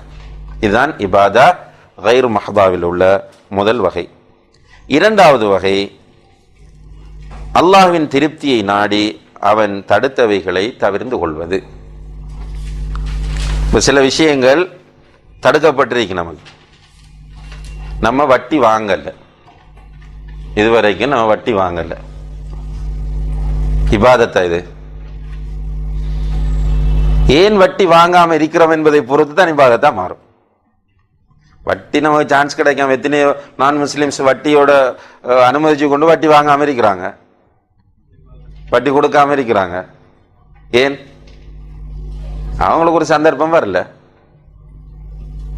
அதே மாதிரி தான் நம்ம நிலையம். நாம் ஏன் நீ வட்டி வாங்குவதில்லை என்று கேட்டால் அல்லாஹ் தடுத்திருக்கிறான் என்பதற்காக வாங்கவில்லை என்றால் தான் அது இபாதத்தாக மாறும். மதுபானம் அருந்தல நம்ம யாரும். ஏன் மதுபானம் அருந்தல? கிடைக்கல, வாய்ப்பு கிடைக்கல என்று மதுபானம் அருந்தாம இருந்த ஒரு இபாதத்தா? இந்த சிலர் தாடி வைப்பாங்க, சும்மா தாடி வளர்த்துட்டு இருப்பாங்க. என்னத்துக்கு கேட்டால் சும்மா வளருது, தாடி வளருது, வளர விட்டுருக்கிறது. இதால் அவருக்கு நன்மை கிடைக்க போவதில்லை. அல்லாஹ்வுக்காக வளர்க்கும் போது தான் அவருக்கு அது கூலியை கொடுக்கும். அதே போல ஒருவர் ஜினா செய்யாமல் இருக்கிறார். ஏன் ஜினா செய்யாமல் இருக்கிறார்? சந்தர்ப்பம் கிடைக்கல, ஜினா செய்யல என்றால் இவருக்கு கூலி கிடைக்காது. இபாதத் அல்ல. அவர் ஜினா செய்யாமல் இருப்பது, திருடாமல் இருப்பது, வட்டி வாங்காமல் இருப்பது, வட்டி கொடுக்காமல் இருப்பது, மதுபானம் அருந்தாமல் இருப்பது, ஏமாற்றாமல் இருப்பது, இதுவெல்லாம் இபாதத்தை இவருக்கு இல்ல. எப்ப இபாதத்தாக மாறும்? அல்லாஹ்வுக்காக என்று அவர் இவற்றை விடுவாராக இருந்தால் அவையெல்லாம் இபாதத்தாக மாறும். இதுக்கு ஆதாரம் என்னென்றால், புகாரி முஸ்லிம்ல வரக்கூடிய ஹதீஸ், அபூ ஹுரைரா ரலியல்லாஹு அன்ஹு அறிவிக்கிறாங்க, இதா அராத அப்தி அன் யஅமல ஸய்யிஅத்தன், என்னுடைய அடியான் ஒரு பாவம் செய்ய நாடினால் ஃபலா தக்துபூஹா அலைஹி, அதை அவனுக்கு நீங்கள் எழுதாதீர்கள். யாருக்கு சொல்றான்? மலக்குகளை பார்த்து அல்லாஹ் தஆலா சொல்றான், என்னுடைய அடியான் ஒரு பாவம் செய்ய நாடினால் அதை அவனுக்கு நீங்கள் எழுதாதீர்கள். அல்லாஹ் தஆலா எவ்வளவு பெரிய ரஹ்மான். இந்த ஹதீஸை திரும்ப திரும்ப நம்ம படித்து பார்த்தாலே அல்லாஹ்வில நம்மளை அறியாம பெரிய மஹப்பத் வரும். திரும்ப சொல்றான் அல்லாஹ் தஆலா, ஃபலா தக்துபுஹா அலைஹி ஹத்தா யஅமல, அவன் செய்யும் வரைக்கும் எழுதாதீர்கள், அந்த பாவத்தை செய்யும் வரைக்கும் எழுதி விடாதீர்கள். ஃபஇன் அமிலஹா, அந்த பாவத்தை அவன் செய்தால் ஃபக்துபூஹா பிமிஸ்லிஹா, அவன் செய்த அளவுக்கு தான் எழுதுங்க, மேலதிகமாக எழுதி விடாதீர்கள். அந்த பாவத்தை செய்தால் செய்த அளவுக்கே எழுதுங்கள், மேலதிகமாக எழுதி விடாதீர்கள். வஇன் தரகஹா மின் அஜ்லி, எனக்காக வேண்டி அவன் செய்ய நினைத்த பாவத்தை செய்யாமல் விட்டால் ஃபக்துபூஹா லஹு ஹஸனா, அதை அவனுக்கு ஒரு நன்மையாக மாற்றி எழுதுங்கள். அல்லாஹு அக்பர். ஃபஇன் அமிலஹா வஇதா அராத அன் யஅமல ஹஸனதன், ஒரு நன்மை செய்ய அவன் நாடினால் ஃபலம் யஅமல்ஹா, ஆனா செய்யல. நன்மை செய்ய நாடினான், ஆனால் அந்த நன்மை அவன் செய்யவில்லை. ஃபக்துபூஹா லஹு ஹஸனா, அவனுக்கு ஒரு நன்மையாக அதை எழுதுங்கள். இன்றைக்கு நம்ம காலையில் வரும்போது சிலர் உது செஞ்சுட்டு லுஹா தொழணும் உண்டு நினைத்திருப்போம் உது செய்யும் போது. ஆனால் தொழாமல் வந்துட்டோம், நிச்சயமாக நமக்கு ஒரு நன்மை எழுதப்பட்டிருக்கும். உது செஞ்சுட்டு வரணும்னு நினைத்திருப்போம், ஆனால் உது செய்யாமல் வந்திருப்போம். அல்லாஹ் தஆலா அதுக்கு ஒரு நன்மையை எழுதியிருப்பான். அதே போல ஃபஇன் அமிலஹா, அவன் அதை செய்தால் ஃபக்துபூஹா லஹு பிஅஷ்ரி அம்சாலிஹா இலா 700 ضعف, அந்த நன்மையை அவன் செய்து விட்டால் 10 மடங்காக 700 மடங்கு வரைக்கும் அதிகமாக அவனுக்கு எழுதுங்கள். அல்லாஹு அக்பர்.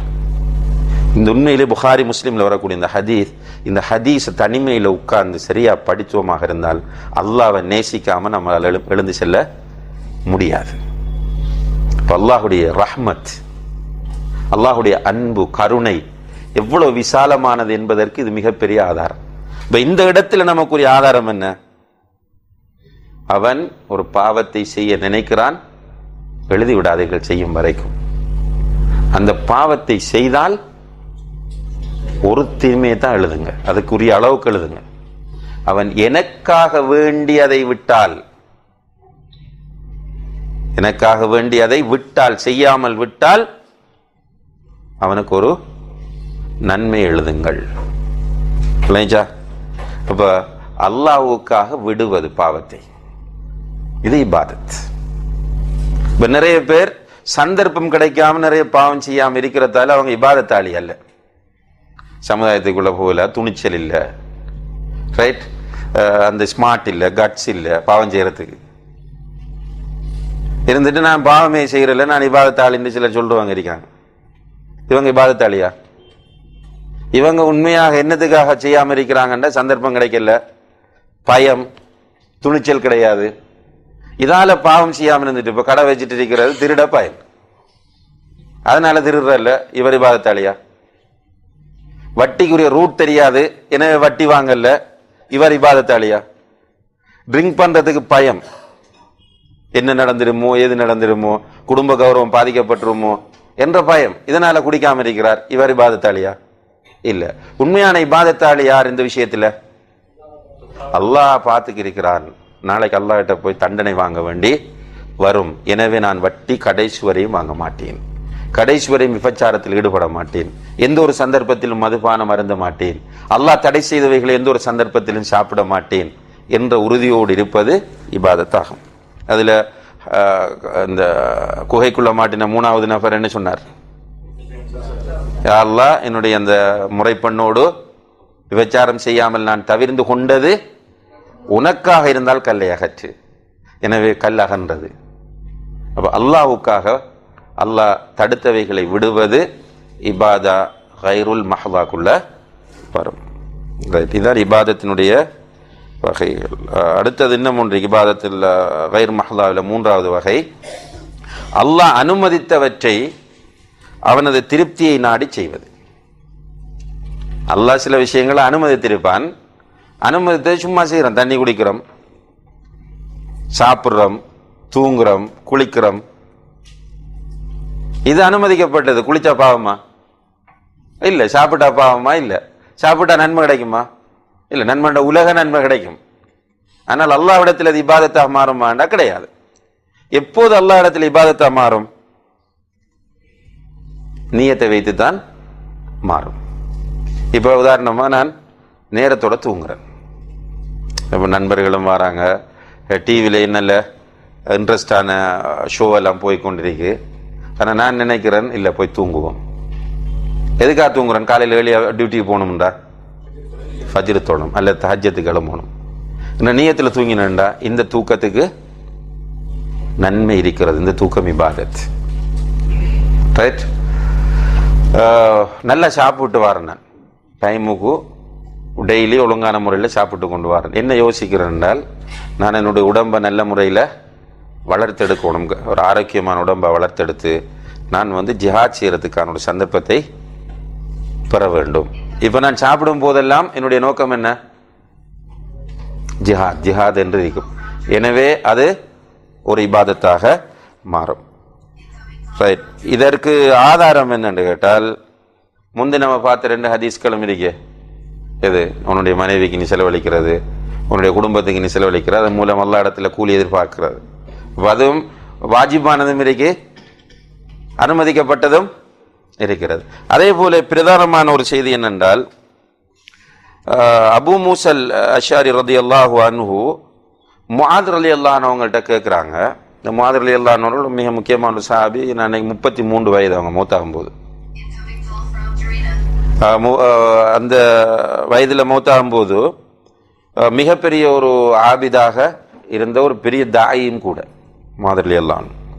இந்த முஆத் ரலியல்லாஹு அன்ஹு அவங்களை பார்த்து அபு மூசல் அஷாரி ரலியல்லாஹு அன்ஹு கேட்குறாங்க, கைஃப தக்ரஉல் குர்ஆன், குர்ஆனை எப்படி ஓதுவாய் என்று கேட்குறாங்க. நீ எப்படி குர்ஆன் ஓதுவாய்?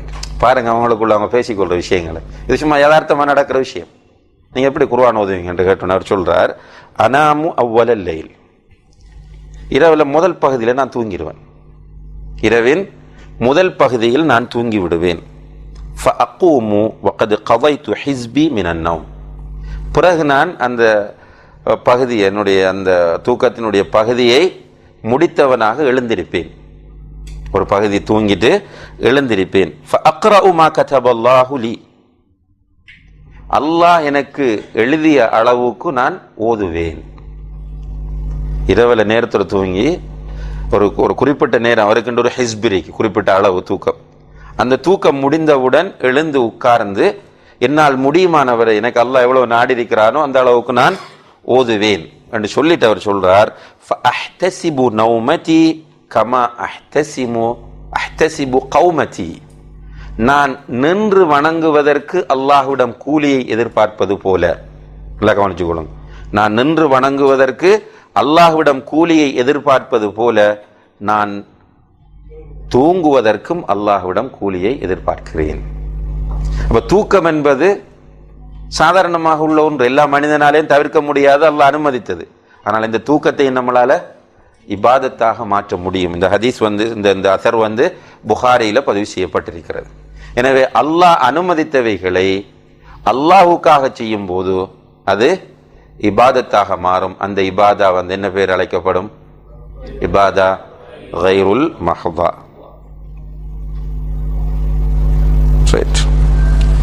இப்ப நம்ம இபாதத்தினுடைய எல்லா வகைகளையும் பார்த்துட்டோம். இபாதா மஹ்லாண்டும் இபாதா கைர் மஹ்லாண்டும் இபாதத் 2 வகைப்படும் என்று பார்த்தோம். இந்த இபாதத்துகள், நம்ம செய்யக்கூடிய எல்லா இபாதத்துகளும் அல்லாஹ்விடத்தில் ஏற்றுக்கொள்ளப்பட வேண்டும் என்ற ஆசை இபாதத் செய்கிறவனிடம் வர வேண்டும்.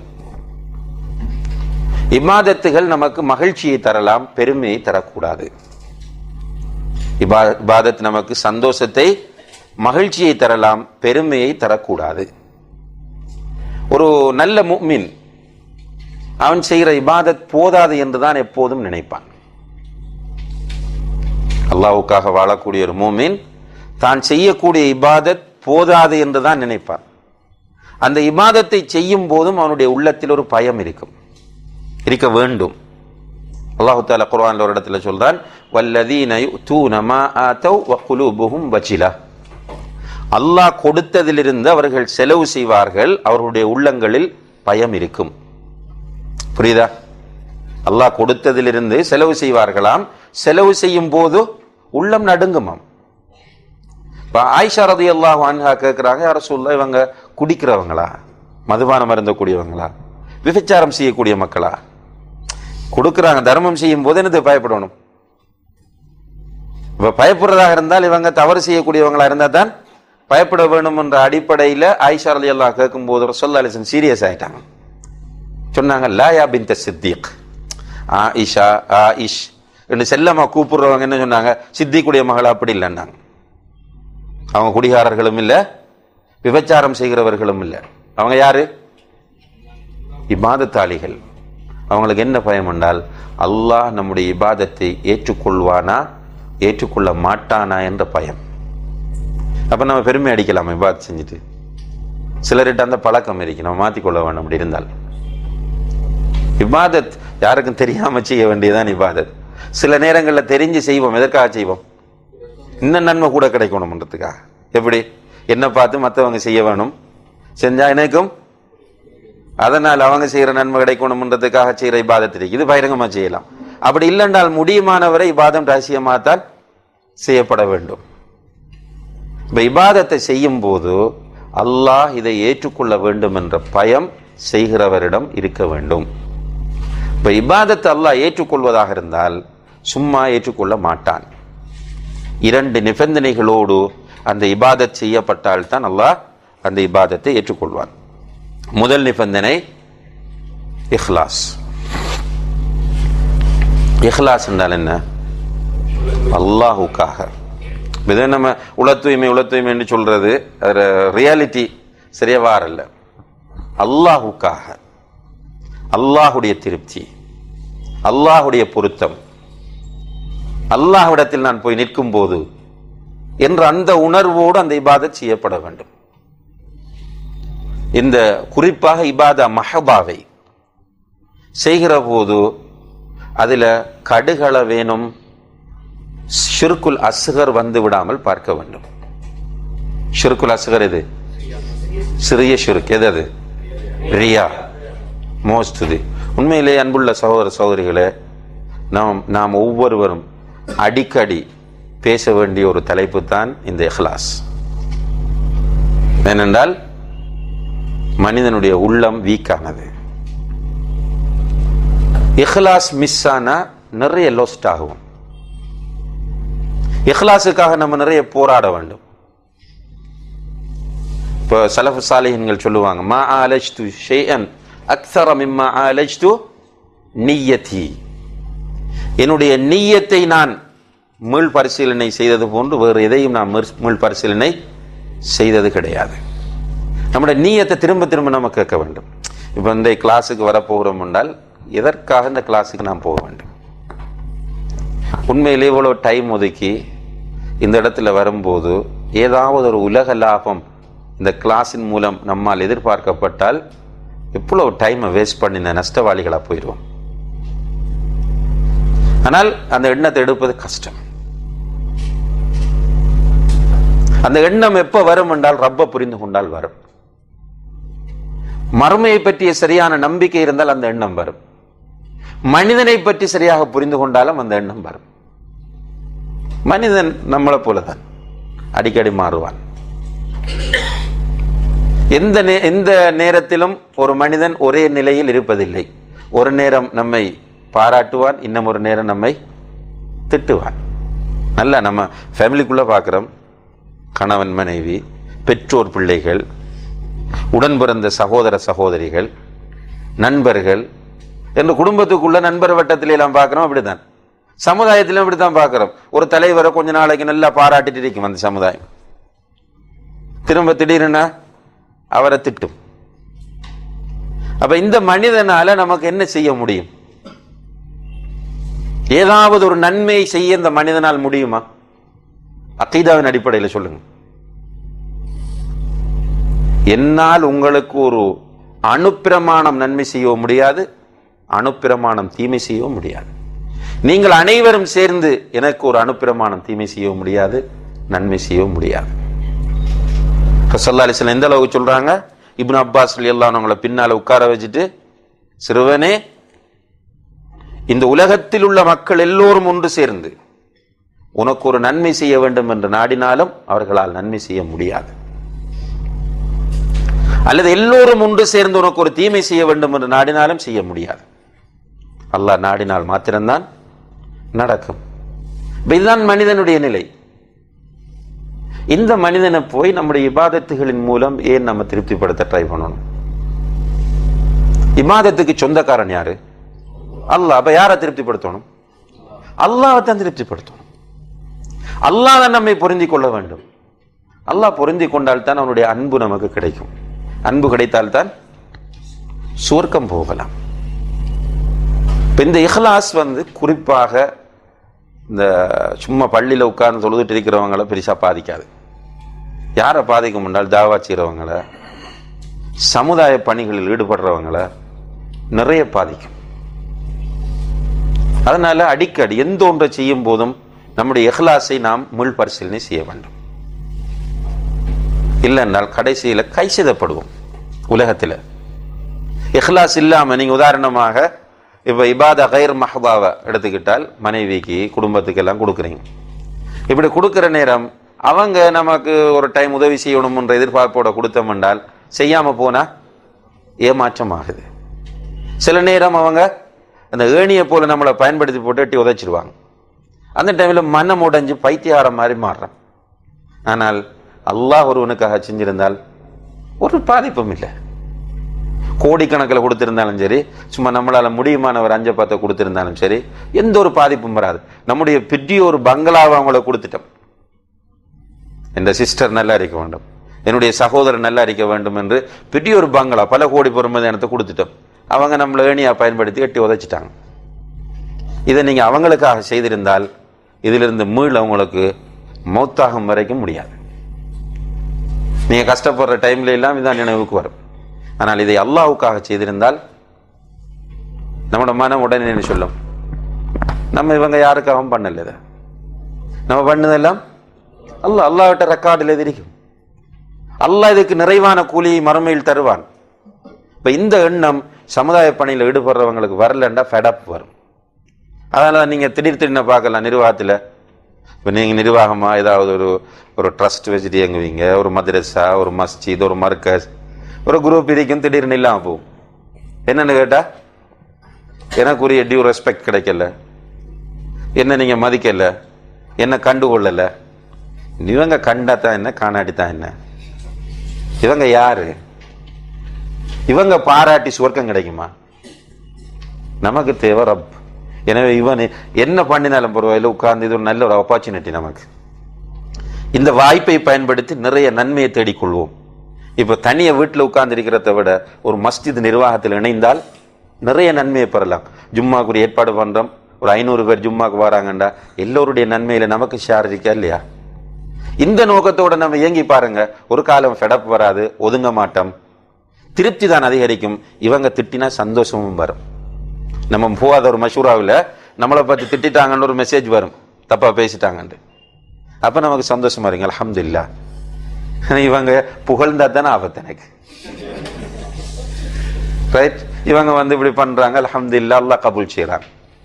இப்போ அல்லாஹுக்காக அல்லாஹுக்காக அல்லாஹுக்காக என்ற எண்ணம் காலையிலும் மாலையிலும் ஒவ்வொரு நிமிடமும் நம்மிடம் இருந்தால் நம்முடைய பணிகளை திருப்தியாக செய்யலாம், நிறைவான கூலி கிடைக்கும், அல்லாஹ் கபூல் செய்வான். இதைத்தான் அல்லாஹ் தஆலா குர்ஆன்ல பல இடங்கள்ல நமக்கு வலியுறுத்துகிறான். இரண்டாவது நிபந்தனை என்ன? முவாஃபகத்து ஷராஇல்லாஹி தஆலா, அல்லாஹ்வுடைய ஷரீஅத்துக்கு பொருத்தமானதாக ஏற்ப அது இருக்க வேண்டும். அல்லாஹ்வுடைய ஷரீஅத்திற்கு ஏற்ப அந்த இபாதத் இருக்க வேண்டும். இதை நம்ம வேற வார்த்தையில முதாபான்னு சொல்லுவோம், இத்திபா உர் ரசூல்னு சொல்லுவோம். ரசூலுல்லாஹி ஸல்லல்லாஹு அலைஹி வஸல்லம் காட்டிய பிரகாரம் இருக்க வேண்டும் என்று சொல்றதெல்லாம் இதுதான். அப்ப வணக்கம் ஏற்றுக்கொள்ளப்பட வேண்டுமாக இருந்தால் இரண்டாவது நிபந்தனை இந்த நிபந்தனை.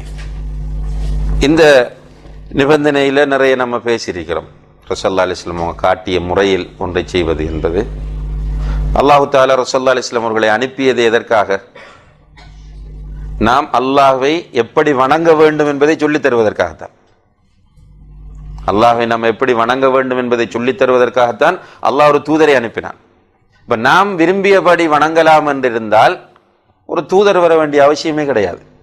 நான் நினைச்சபடி நீங்க நினைச்சபடி வணங்கிட்டு போகலாம்.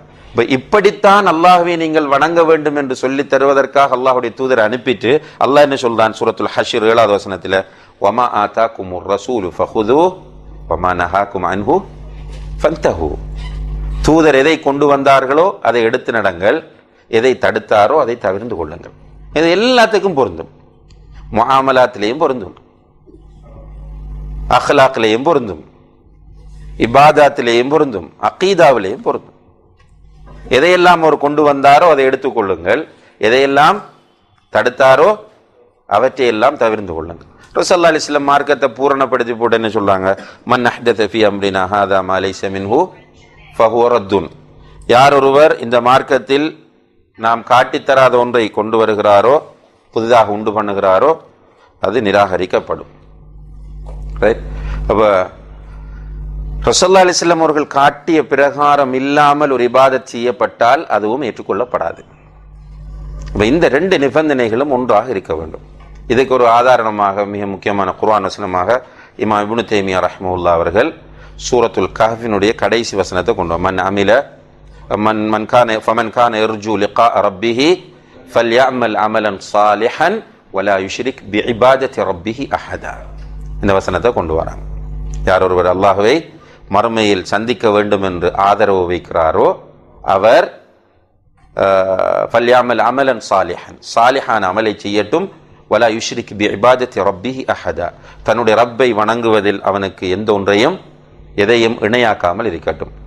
இதை வைத்து என்ன சொல்றாங்கன்னு கேட்டால், ஒருவர் 100% இஹ்லாஸாக ஒரு வணக்கத்தை செய்கிறார், அல்லாஹுடைய தூதர் காட்டித்தராததை, ஏற்றுக்கொள்ளப்படுமா? ஏற்றுக்கொள்ளப்படாது. இன்னும் ஒருவர் 100% அல்லாஹுடைய தூதர் காண்பித்தபடி செய்கிறார், ஆனால் இஹ்லாஸ் கிடையாது, அதுவும் ஏற்றுக்கொள்ளப்படாது. அப்ப அமலை அல்லாஹு தஆலா ஏற்றுக்கொள்ள வேண்டுமாக இருந்தால் இரண்டு நிபந்தனைகளும் ஒன்றாக இருக்க வேண்டும். அல்லாஹ்வுக்காக என்ற இஹ்லாஸும் இருக்க வேண்டும், நபி ஸல்லல்லாஹு அலைஹி வஸல்லம் அவர்கள் காட்டி தந்த முறையிலும் இருக்க வேண்டும். இதிலையும் நாம் நமக்கு என்று ஒரு கொள்கையை வகுத்துக் கொள்ள வேண்டும். என்ன கொள்கை என்றால், இப்ப நம்ம எல்லாரும் மற்றவர்களுடைய விஷயங்கள்லாம் இதை கூட அப்ளை பண்ண ட்ரை பண்ற, நம்முடைய விஷயங்கள்ல தவறி போகுது. நாம மாறி என்ன செய்யணும்? முதலில் என்னுடைய லைஃப்ல இது சரியாக வர வேண்டும் என்று ஆசைப்பட வேண்டும். அதுக்கான ட்ரை, எந்த ஒன்றையும் செய்யும் போது சரியா தீர விசாரித்து, மற்றவங்களுக்காக அல்ல, நான் இப்படி செய்கிறேன், எனக்கு இப்படி வேண்டும், எனவே அதோடு தொடர்பான உலமாக்களை சந்தித்து அவர்களிடம் அதுக்குரிய விளக்கத்தை கேட்டு இப்படி பண்ணலாமா பண்ண முடியாத, உம்ராவுக்கு போறோம், ஹஜ்ஜிக்கு போறோம், அல்லது ஒரு பெற்றோர் மௌத்தாயிட்டாங்க அவங்களுக்காக ஒரு தர்மம் செய்ய போறோம், ஒரு இன்னும் ஒரு இபாதத்தை செய்ய போறோம். உடனே நம்ம என்ன செய்யணும் என்றால், இதில் உள்ள சரியான நபி ஸல்லல்லாஹு அலைஹி வஸல்லம் அவருடைய வழிகாட்டல் என்ன என்பதை தெரிந்து செய்யணும். இதில் நான் ஏற்கனவே சொல்லியிருக்கிறேன், இஜ்திஹாதுக்குரிய விஷயங்கள் இஜ்திஹாதாக இருந்தாலும் நம்மகிட்ட அதில் கேலஸ் வரக்கூடாது. இப்போ சிலர் சொல்லுவாங்க, சுண்ணாக்களை பற்றி சொல்லும் போது என்ன சொல்றது, சில்லற பிரச்சனைன்னுவாங்க. சுண்ணாக்கள் சில்லற பிரச்சனை உண்டு. சில்லற பிரச்சனை என்பதற்கும் இஜ்திஹாதுக்குரிய விஷயங்களில் ஃபிளெக்சிபிளா இருக்கணும் என்பதற்கும் இடையில வித்தியாசம் இருக்கு. சுண்ணாவை சில்லற பிரச்சனை என்று சொன்னால் அது ஏகோபித்த சுண்ணாவும் சில்லறை ஆயிரும். இப்ப உதாரணமா பள்ளிவாசலுக்குள்ள நுழையும் போது வலது காலை முற்படுத்தி நுழைய வேண்டும், கருத்து வேறுபாடு இருக்கா? சில்லறை பிரச்சனைன்னா நம்ம இதை மக்களுக்கு ஆர்வம் ஊட்ட முடியாது. இப்ப தாடி வைக்கிறது சுன்னா, வாஜிபா இல்லையா என்பது கருத்து வேறுபாடு. ரசூலுல்லாஹி அலைஹி வஸல்லம் தாடி வைத்திருந்தார்கள் என்பது கருத்து வேறுபாட்டுக்கு அப்பாற்பட்டதானே. அப்ப இதெல்லாம் சில்லறைன்னு சொன்ன உடனே வலிக்க ஆரம்பிச்சிருவான். இப்ப இந்த ஒரு கருத்து, இந்த சில்லறை சில்லறை என்று உருவாக்கப்பட்டதுனால இபாதத்துகள் எல்லாம், அதுல குறிப்பாக சுன்னாவான இபாதத்துகள் எல்லாம் மக்கள் மத்தியில ஒரு பெருமானமற்று போயிருப்பதை நம்ம பார்க்கிறோம். ஆடையில உள்ள சுன்னா, மற்றது நம்முடைய அன்றாட வாழ்க்கையில வீட்டுக்குள்ள கடைபிடிக்க வேண்டிய சுன்னா, பாத்ரூம்ல கடைபிடிக்க வேண்டிய சுன்னா, கடைத்தெருவில் கடைபிடிக்க வேண்டிய சுன்னா, இந்த சுன்னாக்கள் எல்லாம் முக்கியம் இழந்து போவதை நம்ம பார்க்கிறோம். எனவே சுன்னா என்பதற்குரிய சரியான முக்கியத்துவத்தை கொடுக்கக்கூடியவர்களாக நாம் நம்முடைய சொந்த லைஃப்ல நம்மை மாற்றிக்கொள்ள வேண்டும். முடியுமான மற்றவங்களை பார்க்க தேவையில்லை. சில நேரம் நம்முடைய வழிகாட்டிகள் கூட முன்மாதிரி அற்றவர்களாக இருப்பார்கள், அது நமக்கு அவசியம் இல்லை. அவங்க நரகம் போகக்குள்ள நம்மளும் பின்னால் இழுபட்டு போக முடியாது. அல்லாஹ் பாதுகாக்க வேண்டும். நாம் ஒவ்வொருவரும் நம்மை நரகத்திலிருந்து பாதுகாக்க வேண்டும். எனவே அவர் அப்படி பண்றார், இவர் இப்படி பண்றார், இது ஒரு நெகட்டிவ் திங்கிங் ஸ்டைல். இது அவங்கள பார்த்து இவங்கள பார்த்து இல்லை. நமக்கு என்ன தேவை? அல்லாஹ்வுடைய தூதருடைய வழிகாட்டல் எப்படி இருக்கின்றதை பார்க்கணும். எனவே நாம் செய்யக்கூடிய இபாதத்துகளில் இந்த இரண்டு நிபந்தனைகளையும் எந்த ஒரு சந்தர்ப்பத்திலும் நான் பேணக்கூடாது என்ற ஒரு வரையறையை நமக்கு நாம் ஏற்படுத்தி கொள்ள வேண்டும். அடுத்தது இபாதத்தினுடைய அடிப்படைகள். இது மிக முக்கியமான ஒரு டாபிக். இபாதத்தினுடைய அடிப்படைகள்.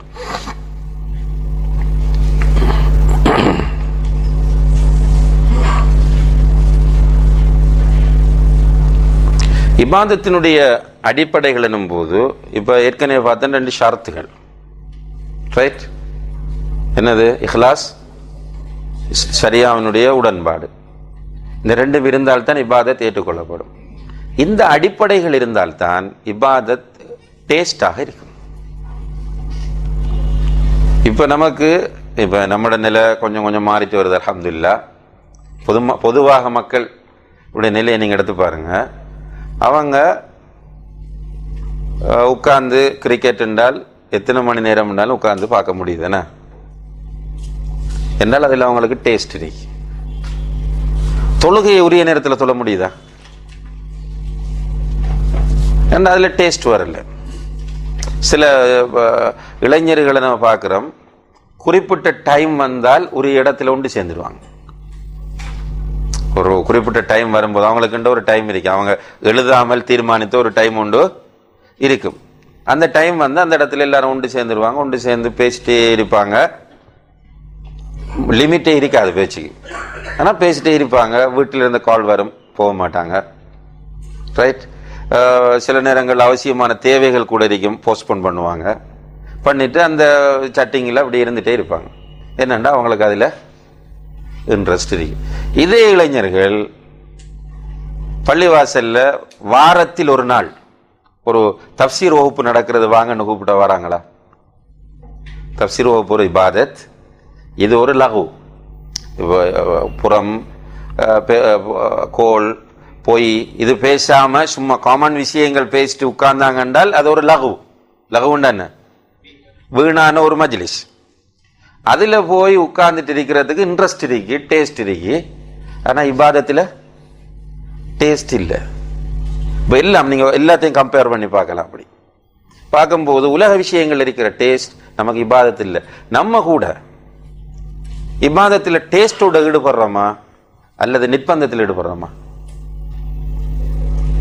இந்த கேள்வியை நம்ம கேட்டு பார்க்கணும். இப்போ தொழுகைக்கு தொலை போகிறோம், ஃபஜ்ருக்கு எழுந்து தொழுகையில் உள்ள இன்ட்ரெஸ்ட் எழுந்துட்டு போகிறோமா அல்லது அல்லாஹ்க்கு பயத்தில் எழுந்துட்டு போகிறோமா? பெரும்பாலும் பயந்து தான் போகிறோம். அது கூடி குறையிற நேரம் ஒரு சிலர் விதிவிலக்கு அறிப்போம், ரைட்?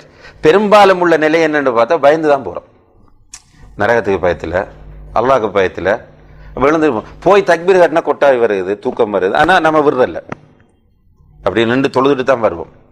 உட்கார்ந்து திக்ரு செய்யறோம். என்னதுக்காக திக்ரு செய்யறோம்? திக்ருல டேஸ்ட் ஒன்று வரல நமக்கு. நம்ம திக்ரு செய்யற என்னன்னா ரசூலுல்லாஹி அலைஹி வஸல்லம் திக்ரு செய்ய சொல்லிட்டாங்க, இப்படி சொர்க்கம் போய் ஆகணும்ன்றதுக்காக நிர்பந்தத்தில் திக்ரு செய்யறோம். இப்ப குர்ஆன்ல டேஸ்ட் வந்தா ரமலான்ல மட்டுமா டேஸ்ட் வரும்? குர்ஆன்ல டேஸ்ட் வந்து எப்பவும் அந்த டேஸ்ட் இருக்கத்தானே வேணும். இப்போ இந்த சீரியல் பார்க்குற பெண்களை பார்க்குறோம், அவங்களுக்கு எப்பவும் டேஸ்ட் தானே. வீட்டை நிக்காஹ் ஃபங்க்ஷன் ஒன்று இருந்தாலும் சரி, அல்லது ஏதாவது ஒரு பிரச்சனை இருந்தாலும் சரி, யாராவது நோய் வாய்ப்பட்டா கூட அவங்களோட சீரியல் அவங்களுக்கு இன்ட்ரெஸ்ட் தானே இருக்கு. இப்போ டேஸ்ட் கண்டமாக இருந்தால் டேஸ்ட் எப்பவும் டேஸ்டாக தான் இருக்கு. அப்போ நமக்கு குர்ஆன் ரமலான்ல அப்படி 10 குர்ஆன் ஓதி முடித்தோம், 5 குர்ஆன் ஓதி முடித்தோம். நான் ஃபுல்லாக ஒரு தரம் ஓதி முடிச்சிட்டேன், ரமலானோட முடிஞ்சு. அதே பிறகு என்ன, அந்த குர்ஆன்ல டேஸ்ட் இல்லையா? அப்போ என்னென்றால் நாம் இபாதத்தை செய்யக்கூடிய முறையில் மிஸ்டேக் விடுகிறோம். என்ன மிஸ்டேக் என்றால், இபாதத்தில் 3 அடிப்படைகள் இருக்க வேண்டும். அந்த அடிப்படைகள் பேணாமல் இபாதத்தை செய்கிறோம். இதுதான் மெயின் ரீசன். 3 அடிப்படைகளும் சேர்ந்து செய்தால் அந்த இபாதத் ருசியான டேஸ்டான இபாதத்தாக இருக்கும். எப்படி பொம்பளைகளுக்கு சீரியலில் டேஸ்ட் வருதோ, உட்கார்ந்து இந்த இது பண்ணுறதுல இது இருக்கோ, பேசிட்டு இருக்கிறதுல டேஸ்ட் இருக்கோ, அதே போல் அதை விட பன்மடங்கு நமக்கு இபாதத்தில் மிகப்பெரிய டேஸ்ட் வரும், ரைட்? அந்த 3 அடிப்படைகளும் என்னன்னு கேட்டால், ஒன்று அல் மஹப்பா, என்னது? நேசம். இரண்டாவது அல் ஹவுஃப், பயம்.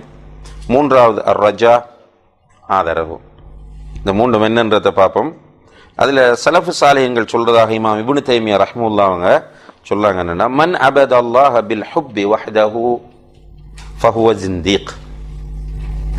யார் ஒருவர் வெறும்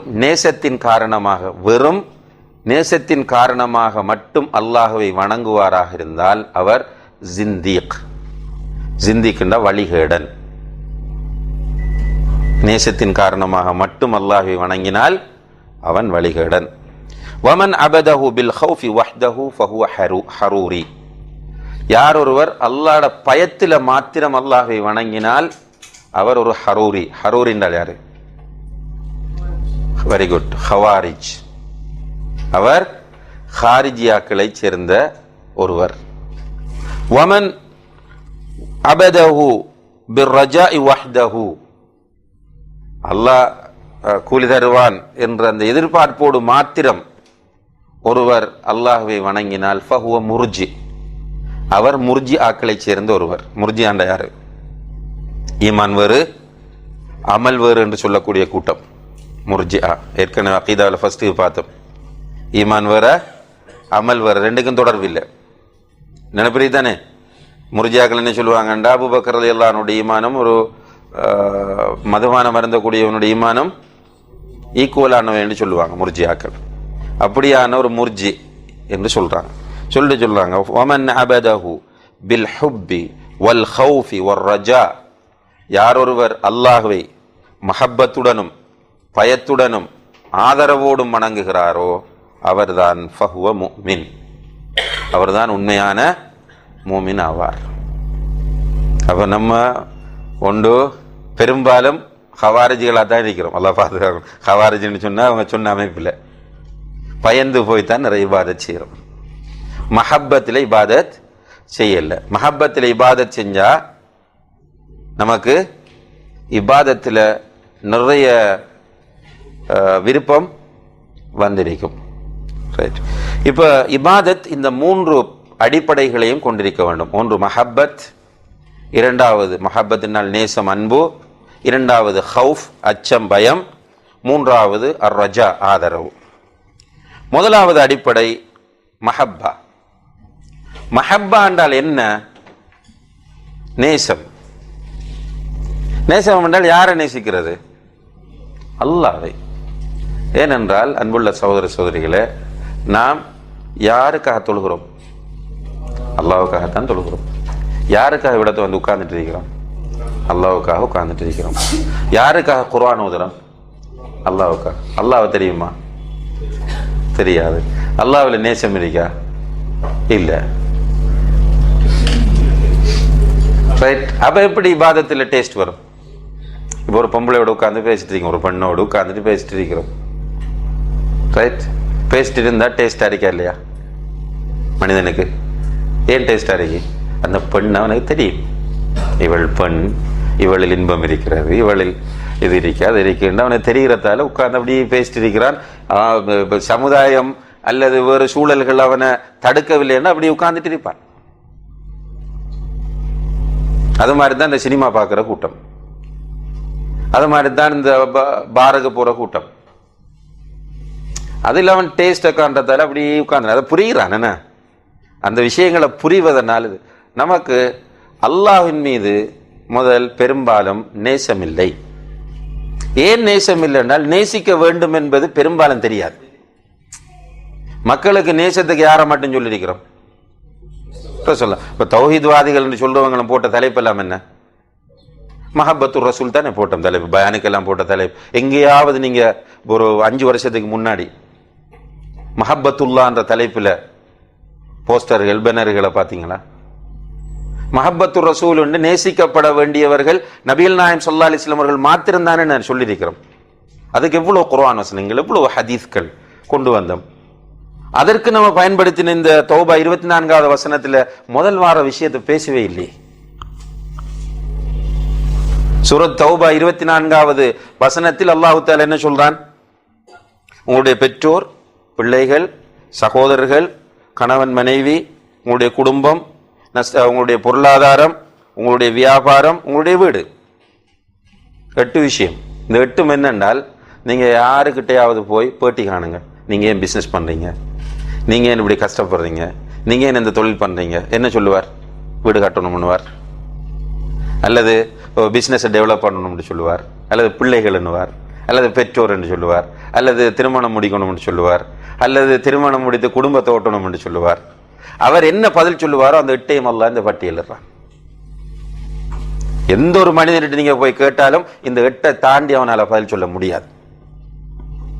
இந்த உலகத்தில் அவன் லைஃபுக்கு மீனிங் இந்த 8 தான். 8 அல்லது 8ல் 1. இவை அனைத்தையும் விட யார் ஃபர்ஸ்டுக்கு மஹப்பத்துக்குரியதா இருக்கணும்? மின் அல்லாஹ். ஃபர்ஸ்டுக்கு அல்லாஹ். இந்த வசனத்தை தான் நம்ம எடுத்தோம். எதுக்கு? மஹப்பத்து ரசூலுக்கு. ஆனா அல்லாஹ் பற்றி பேசல. அல்லாஹ் பற்றி பேசுறதே பொருத்தமில்லாத வேலை போன்று நம்முடைய சமுதாயத்தில் ஆக்கப்பட்டது. ரசூலுல்லாஹி அலைஹி வஸல்லம் பத்தி நிறைய பேசியிருக்கிறோம். எல்லாரும் புக்கெல்லாம் எழுதியிருக்கிறாங்க. யாரை பத்தி? ரசூலுல்லாஹ். எழுதத்தான் வேண்டும். ஆனால் அதை விட கூடுதலாக அல்லாஹ் பற்றி எழுதியிருக்கணும், அல்லாஹ் பற்றி பேசியிருக்க வேண்டும். அல்லாஹ்வை நேசிப்பது முதல் கடமை என்பதை இந்த நேசிக்க வேண்டிய 3 விஷயங்களுக்குள் முதலிடம் அல்லாஹுக்கு என்பது இந்த சமுதாயத்தில் சொல்லப்பட்டிருந்தா நேசிக்கப்பட வேண்டிய அல்லாஹ்வை பற்றி படித்திருப்பார்கள். அல்லாஹ் பற்றி நமக்கு சொல்லி தந்ததெல்லாம் என்ன? சின்ன வயசுல இருந்து பயமுறுத்துற மாதிரி தான் சொல்லி தந்தான். அல்லாஹ் சுடுவான், நெருப்புல தூக்கி போடுவார். குழந்தைகளுக்கு அப்படித்தானே சொல்லி கொடுக்குறோம். அல்லாஹ்வை நேசிக்கிற மாதிரி சொல்லி கொடுக்கலையே. அல்லாஹ் விட்டு தூரமாக்குறோம். பயம் வர வர தூரம் கூடும். பயமும் நேசமும் இருந்தால் நெருக்கம் வரும். இப்ப பாப்பாவில் பிள்ளைகளுக்கு பயம் இருக்கு, ஆனா அன்பும் இருக்கு. அதனால தோல்ல ஏறுது. பயப்படக்கூடிய வாப்பாவா இருந்தா புள்ள கிட்ட போவாரு.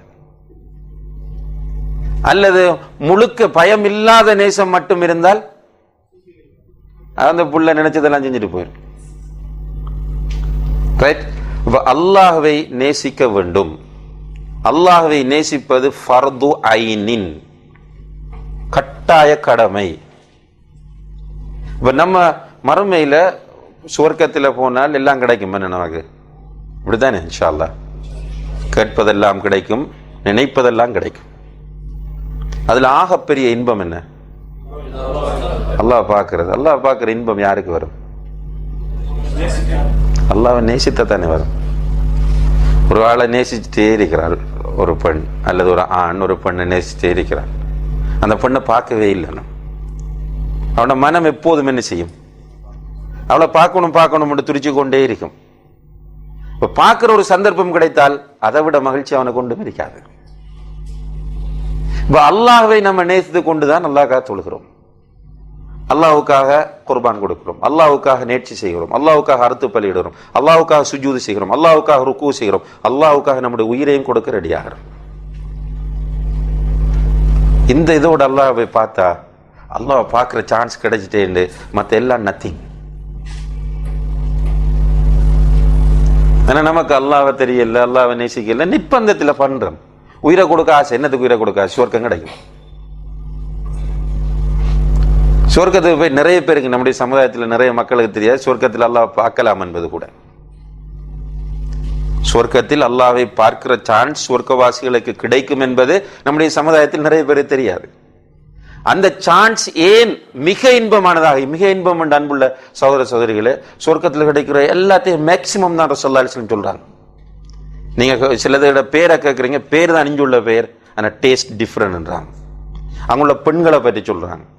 எல்லா இன்பங்கள், பில்டிங்ல உள்ள முழு ஃபர்னிச்சர்ஸ் எல்லாமே டீட்டெயில்ஸாக வருது.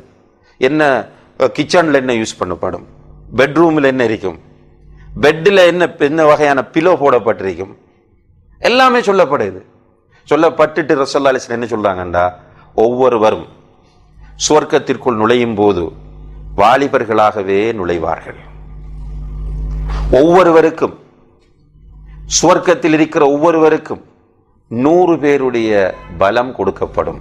சண்டை பிடிக்கிறதுக்கா இல்ல, என்னதுக்கு? நல்லா சாப்பிடு, நினைச்சதெல்லாம் கிடைக்கும் உனக்கு. அந்த ஃப்ரையா, இந்த ஃப்ரையா, அந்த ஃப்ரூட்டா, இந்த ஃப்ரூட்டா, என்ன நீ நினைக்கிறாயோ எல்லாம் உனக்கு கிடைக்கும். சரி, பொஃபேல சாப்பிடணும்டா பொஃபே, அல்லது நீ சமைச்சு சாப்பிடணும்டா சமைச்சு சாப்பிட்றது, எல்லாம் உனக்கு கிடைக்கும். நல்லா என்ஜாய் பண்ணு. உண்பது, குடிப்பது. வேற மனிதன் மேக்சிமம் என்ன விரும்புவான்? நல்லா அவன் குடும்பம் நடத்தணும், தாம்பத்தியத்தில் நிறைய ஈடுபடணும். தாம்பத்தியத்தில் ஈடுபடு. உன்னுடைய மனைவிக்கு மென்சஸ் இல்லை, அந்த அசிங்கங்கள் இல்லை, நோய் இல்லை, எல்லாம் உனக்கு கிடைக்கும். இவ்வளவு சந்தோஷமா இருக்கும். இதுக்கு மேல அல்லாஹ்வை பார்ப்பது சந்தோஷம் என்றால் யாருக்கு அது சந்தோஷமா உண்மையா இருக்கும்? அல்லாஹ்வை நேசிக்கிறவனுக்கு தான் இருக்குமே தவிர சும்மா இப்படி அல்லாஹ் பற்றிய எந்த இன்ஃபர்மேஷனும் இல்லை, எந்த நாலேஜும் இல்லை, சும்மா இருந்துட்டு போய் அவர் அல்லாஹ்வை பார்த்து சந்தோஷப்பட. எனவே அல்லாஹ்வை நாம் நேசிக்க வேண்டும். ரைட்?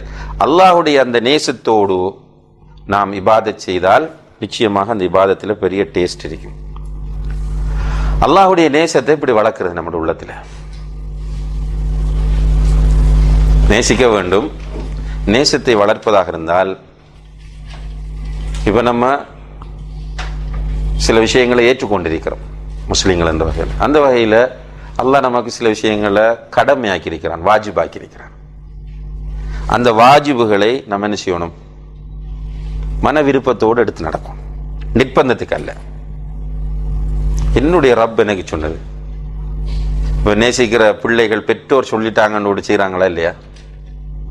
நேசிக்கிற பிள்ளைகள் பெற்றோர் சொல்லிட்டாங்கன்னு சில பிள்ளைகளுக்கு மனைவி சொல்றது எதையும் கேட்க மாட்டான். ஏன்? என்னுடைய தாய் சொல்லிவிட்டார். அந்த அளவுக்கு தாய்க்கு அவன் ஒரு இடம் கொடுத்திருக்கிறான் மனசில நேசம். இப்ப இதே போல அல்லாஹின் மீது உள்ள நேசத்தால் என்ன செய்யணும் என்றால் அல்லாஹ் கடமையாக்கின எல்லாத்தையும் சோம்பரித்தனம் இல்லாமல் செய்ய வேண்டும், விருப்பத்தோடு. தொழுகையில் ஃபர்ஸ்டா தொழுகையில், அதிலையும் குறிப்பாக அன்புள்ள நம்மள மாணவர்கள், ஷரியா மாணவர்கள், நம்முடைய வாழ்க்கையில் தொழுகை விஷயத்தில் பொடுபோக்கு வரக்கூடாது. நாம் தொழுகையில் பொடுபோக்கு விட்டால் வேறு யார் தான் தொழுகையை சரியாக பண்ணி தொழுவார்கள்? அப்ப தொழுகையுடைய விஷயம் ஜக்காத். ஜக்காத்து கொடுக்கிறது அது அல்லாஹ் தாரது பொருளாதாரம். இந்த உலகத்தில் யாரும் பிறக்கும் போது நகை நட்டுக்களோட பிறக்கிறல்லே, பேங்க் அக்கௌண்ட் புக்கோடையும் கழுத்தில் செயின், இடுப்பில் செயின், டாக்குமெண்ட்ஸ், இந்த நிலத்துக்குரிய டாக்குமெண்ட்ஸ் இதோட பிறக்கிறாங்களா? வெறுமனே பிறக்கிறோம்.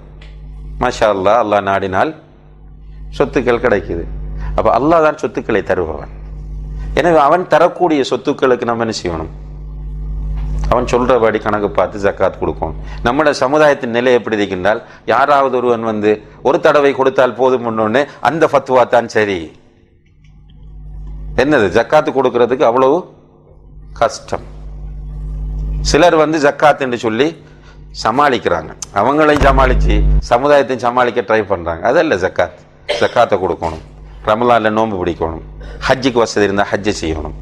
அதே போன்று நமக்கு கடமையாக்கப்பட்ட இன்னும் பல கடமைகள் இருக்கு. அந்த கடமைகளை எல்லாம் நாம் சரியாக செய்யணும். இரண்டாவது அன்புள்ள சகோதர சகோதரிகளே, அல்லாஹ் தடுத்தவைகளை அல்லாஹ்வுக்காக தவிர்த்து கொள்ள வேண்டும். நமக்கு சான்ஸ் வரும்போது தவிர்க்கிறது தான் இந்த தக்குவாவையும் மஹப்பத்தையும் கூட்டுறதுக்கான சிறந்த வழி. ஜினாக்கு சான்ஸ் கிடைக்குது, அந்த டைம்ல அல்லாஹ் பார்த்து கொண்டிருக்கிறான். வட்டிக்குரிய நிர்பந்தம் வருது, அந்த டைம்ல அல்லாஹ். பொய் பேசுறதுக்கு ஒரு சந்தர்ப்பம் வருது, அந்த நேரத்தில் அல்லாஹ். என்று அல்லாஹ்வுக்காக இந்த பொய்யெல்லாம் விட்டு பாருங்க, இந்த பாவங்களை விட்டு பார்ப்போம், நிச்சயமாக அல்லாஹ்வில் நமக்கு மஹப்பத் வரும். இரண்டாவது விஷயம் நஃபிலான வணக்கங்களை செய்வது. நிறைய நஃபில் தொழுகையில் டெய்லி நம்ம ஒரு தொழுகை கூட்டிக் கொண்டே போகணும். இருக்கிற தொழுகை புதுசாக உருவாக்க தேவையில்லை. இப்போ இரவில் 23 சண்டை பிடிக்கிறோம். எத்தனை பேர் மூணாவது சொல்கிறோம்?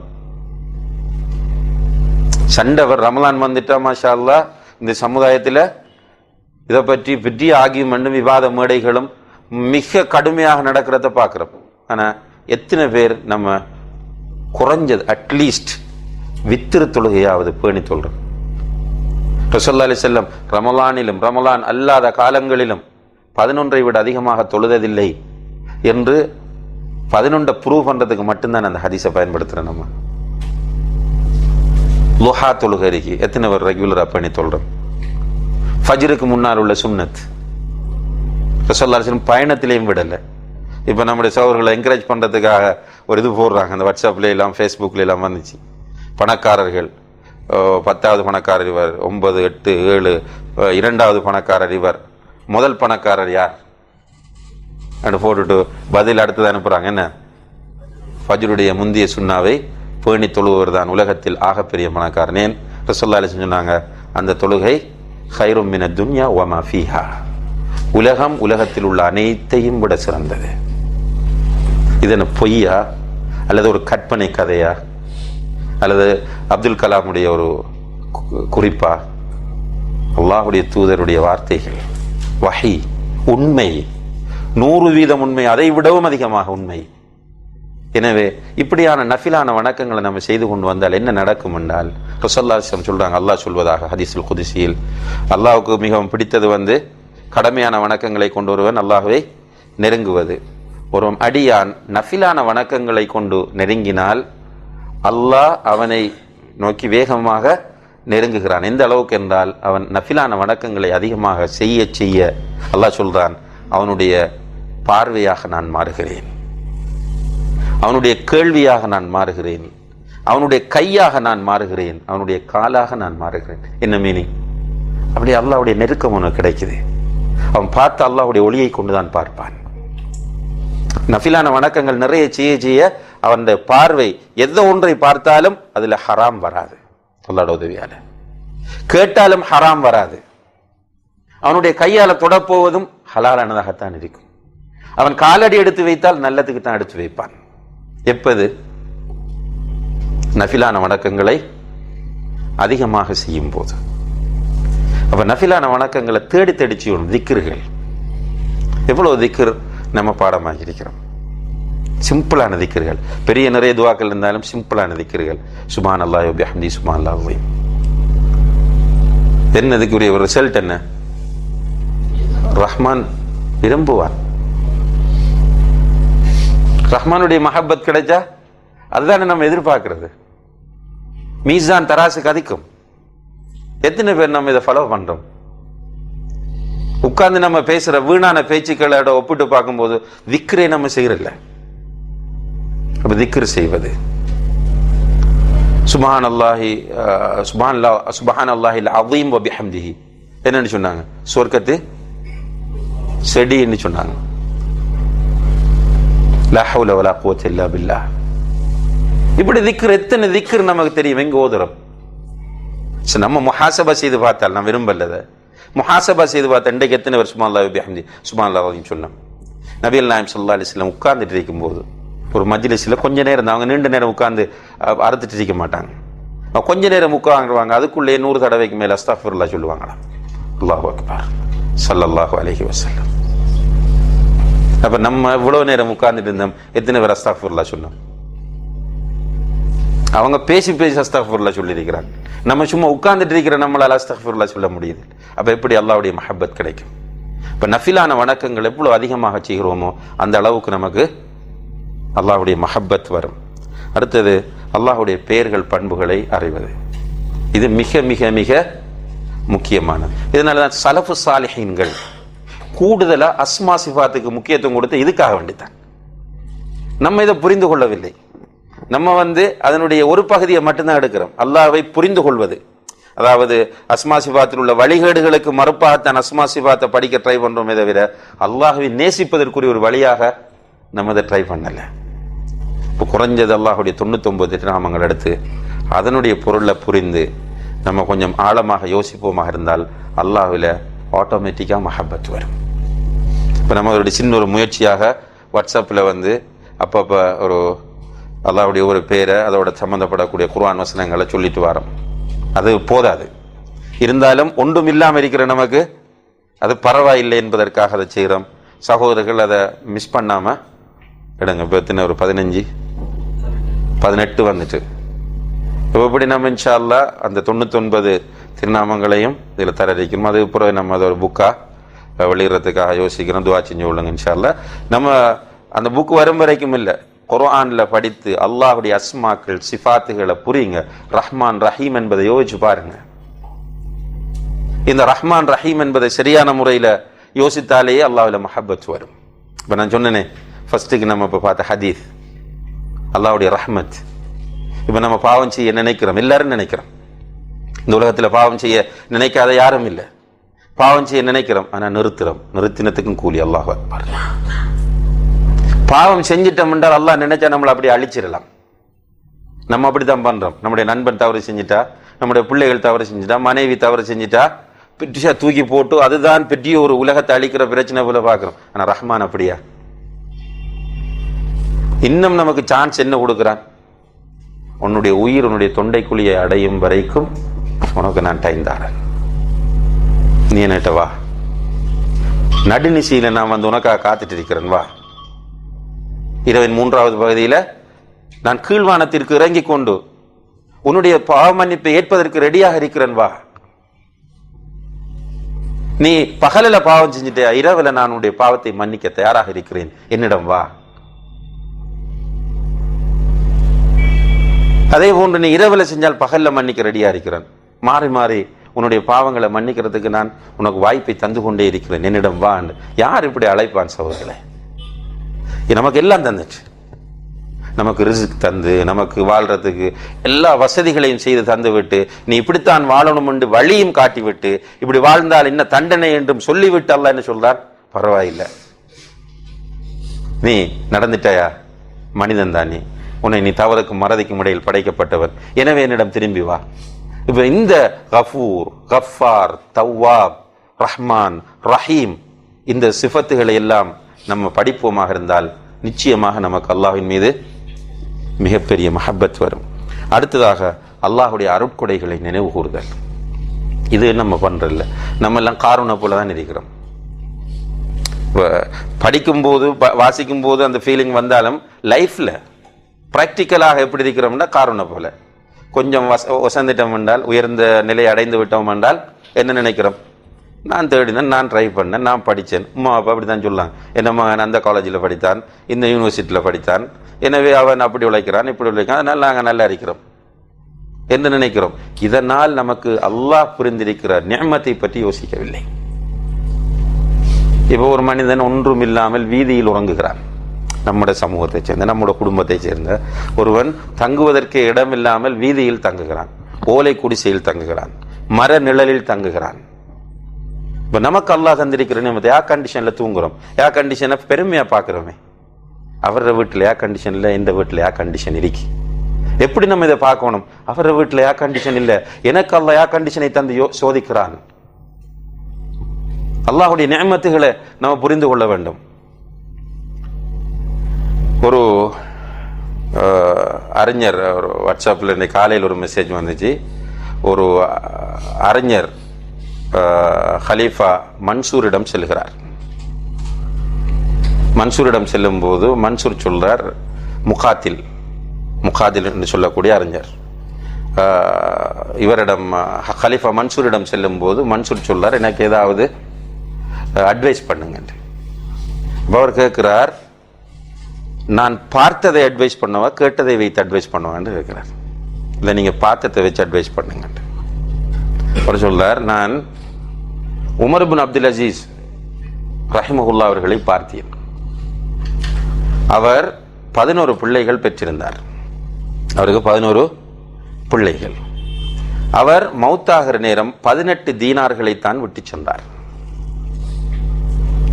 அந்த 18 தீனாரிலையும் அவர் என்ன ஏற்பாடு பண்ணிட்டார்? 5 தீனாருக்கு கஃபன் ஏற்பாடு பண்ணிட்டார், 4 தீனார்களுக்கு கபருக்குரிய ஏற்பாடு பண்ணினார், மற்ற பேலன்ஸை பிள்ளைகளுக்கு ஏற்பாடு பண்ணினார்.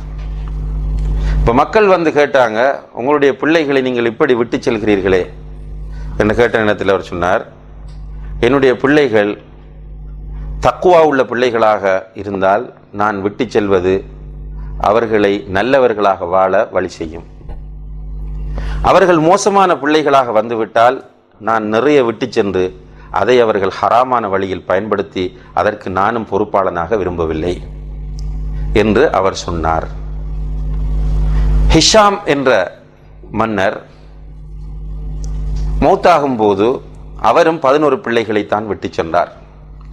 ஒவ்வொரு பிள்ளைக்கும் 1,00,000 தீனாரை வராசத்தாக கொடுத்து விட்டு சென்றார். ஒவ்வொரு பிள்ளைக்கும் 1,00,000 தீனார்களை வராசத்தாக கொடுத்து விட்டு சென்றார். ஒரு சந்தர்ப்பத்தில் ஒரு ஜிஹாதுக்காக வேண்டி பொருள் சேர்க்கப்பட்டது. அந்த நேரத்தில் உமர் இப்னு அப்துல் அசீஸ் ரஹிமஹுல்லா அவர்களுடைய மகன் அந்த ஜிஹாதுக்காக வேண்டி எத்தனையோ லட்சம் 100 குதிரைகளை அந்த ஜிஹாதுக்காக வேண்டி அன்பளிப்பாக கொடுத்தார். அதே நேரத்தில் ஹிஷாமுடைய மகன் சந்தையிலே பிச்சை எடுத்து கொண்டிருந்தார். இதுதான் நான் உங்களுக்கு சொல்ல விரும்புகிற உபதேசம் என்று சொன்னார். இதுதான் லைஃப். அப்ப அல்லாஹு தஆலா தரக்கூடியதை சரியாக புரிந்து கொள்ள தெரிய வேண்டும். இன்றைக்கு நம்ம எல்லாம் ஹைஃபையா வாழ்றோம். 2 வீக்ஸுக்கு முன்னாடி ஷேக் முஃப்தி உமர் ஷரீஃபை சந்தித்த நேரம் அவர் சொல்றார், இந்த பீகார் போன்ற இடங்களில் யானை அந்த கழிவுகளை போடுந்தானே அதை என்ன செய்கிறாங்கன்னா மக்கள் எடுத்துகிட்டு போகிறாங்க நம்ம வீட்டுக்கு. எடுத்துகிட்டு போய் அதை காய வைத்து எருவ மாட்டினுடைய அந்த விட்டைகள் எடுத்துகிட்டு போய் காய வைக்கிறாங்க. காய வைத்து நம்ம கேட்குறோம், என்ன காய வச்சு ஏதாவது இது பயன்படுத்தா? இல்லை, அதை அரிக்கிறார்கள். தட்டில் போட்டு அரித்து அதில் சில அந்த கடலைகள் போன்று வருமா, அதை எடுத்து சாப்பிட்றாங்கன்னு சொன்னார். இப்போ நம்ம திரும்ப கேட்டோம், ஷேக் இது என்ன? இல்லை, ரியலாக நடக்கிறதுன்னு சொல்கிறார். இப்போ அல்லாஹ் நமக்கு எவ்வளோ நியமத்தை தந்திருக்கிறான், நல்லா யோசிச்சு பாருங்க. அல்லாஹு தஆலா தந்திருக்கிற அந்த நியமத்துகளை நினைத்தாலே அல்லாஹ்வில் நமக்கு எவ்வளோ மஹப்பத் வரணும். நம்மளோட உடம்புல ஓடக்கூடிய ரத்தம் திடீரென கேன்சர் என்று மாறிவிட்டால் எல்லாம் பாதுகாக்கணும். எவ்வளோ கஷ்டப்படுது அந்த சமூகம். எவ்வளோ ஹெல்த்தியான பிளட், ஆரோக்கியமான கிட்னி, பார்வையுள்ள கண்கள், கேட்கக்கூடிய செவிகள், என்ன குறை அல்லாஹ் நமக்கு வைத்தார்? நமக்கு தரக்கூடிய குழந்தைகள், ஆரோக்கியமான குழந்தைகள், எல்லாத்தையும் அல்லாஹு தஆலா தந்திருக்கும் போது இந்த நியமத்துகளை நாம் நினைத்து பார்த்தால் அல்லாஹ்வுல மஹப்பத் வருமா வராதா? நம்ம அப்படி அந்த இயல்போடு தான் நம்ம இருக்கிறோம். நமக்கு ஒரு சகோதரர் உதவி செய்து விட்டால் வாழ்நாள் முழுக்க அதை நினைத்து கொண்டிருக்கிறோம். நமக்கு ஒரு நோய் இது வரும்போது கொஞ்சம் நமக்கு பிளட் தந்து விட்டால், 1 பாயிண்ட் 2 பாயிண்ட் ரத்தம் தந்துவிட்டால் வாழ்க்கை முழுக்க அவரை நினைத்து கொண்டிருக்கிறோம். ஒரு கிட்னியை தந்து விட்டால் வாழ்க்கை முழுக்க அவரை நினைக்கிறோம். நம்முடைய இயற்கை அதுதான். ஆனால் நம்ம அல்லாஹ் தருவதை நினைப்பதில்லை. எத்தனை பேர் கால் இல்லாம ரோட்ல சுத்துறாங்க, எத்தனை பேர் எவ்வளவு கஷ்டப்படுகிறார்கள், எத்தனை பேர் பைத்தியகாரர்களாக வந்து ஒன்றைக்கு நம்ம பார்த்துட்டு தான் இருக்கிறோம். அல்லாஹ் நாடி இருந்தால் நம்மையும் பைத்தியகாரர்களாக படைத்திருக்க முடியுமா, முடியாதா? இப்போ அல்லாஹ் தந்திருக்கிற நியமத்துகளை எல்லாம் நினைத்தால் நிச்சயமாக அல்லாஹ்வின் மீது நமக்கு மஹப்பத் வரும். இந்த மஹப்பத் வந்த நிலையில் தொழுது பாருங்கள், இந்த மஹப்பத் வந்த நிலையில் குர்ஆன் ஓதி பாருங்கள், இந்த மஹப்பத் வந்த நிலையில் நோன்பு நோற்று பாருங்கள், இந்த மஹப்பத் வந்த நிலையில் தான தர்மம் செய்து பாருங்கள். அதில் உள்ள இன்பமே தனி இன்பமாக இருக்கும். இரண்டாவதாக அல் ஹவுஃப் மின் அல்லாஹ். மஹப்பத்தோடு நிறுத்தக்கூடாது, அல்லாஹ்வை பயப்படவும் வேண்டும். அல்லாஹு தஆலா சூரத்து ஆல இம்ரான் 175வது வசனத்தில் சொல்றான், ஃபலா தகாஃபூஹும் வகாஃபூனி இன் குன்தும் முஃமினீன்.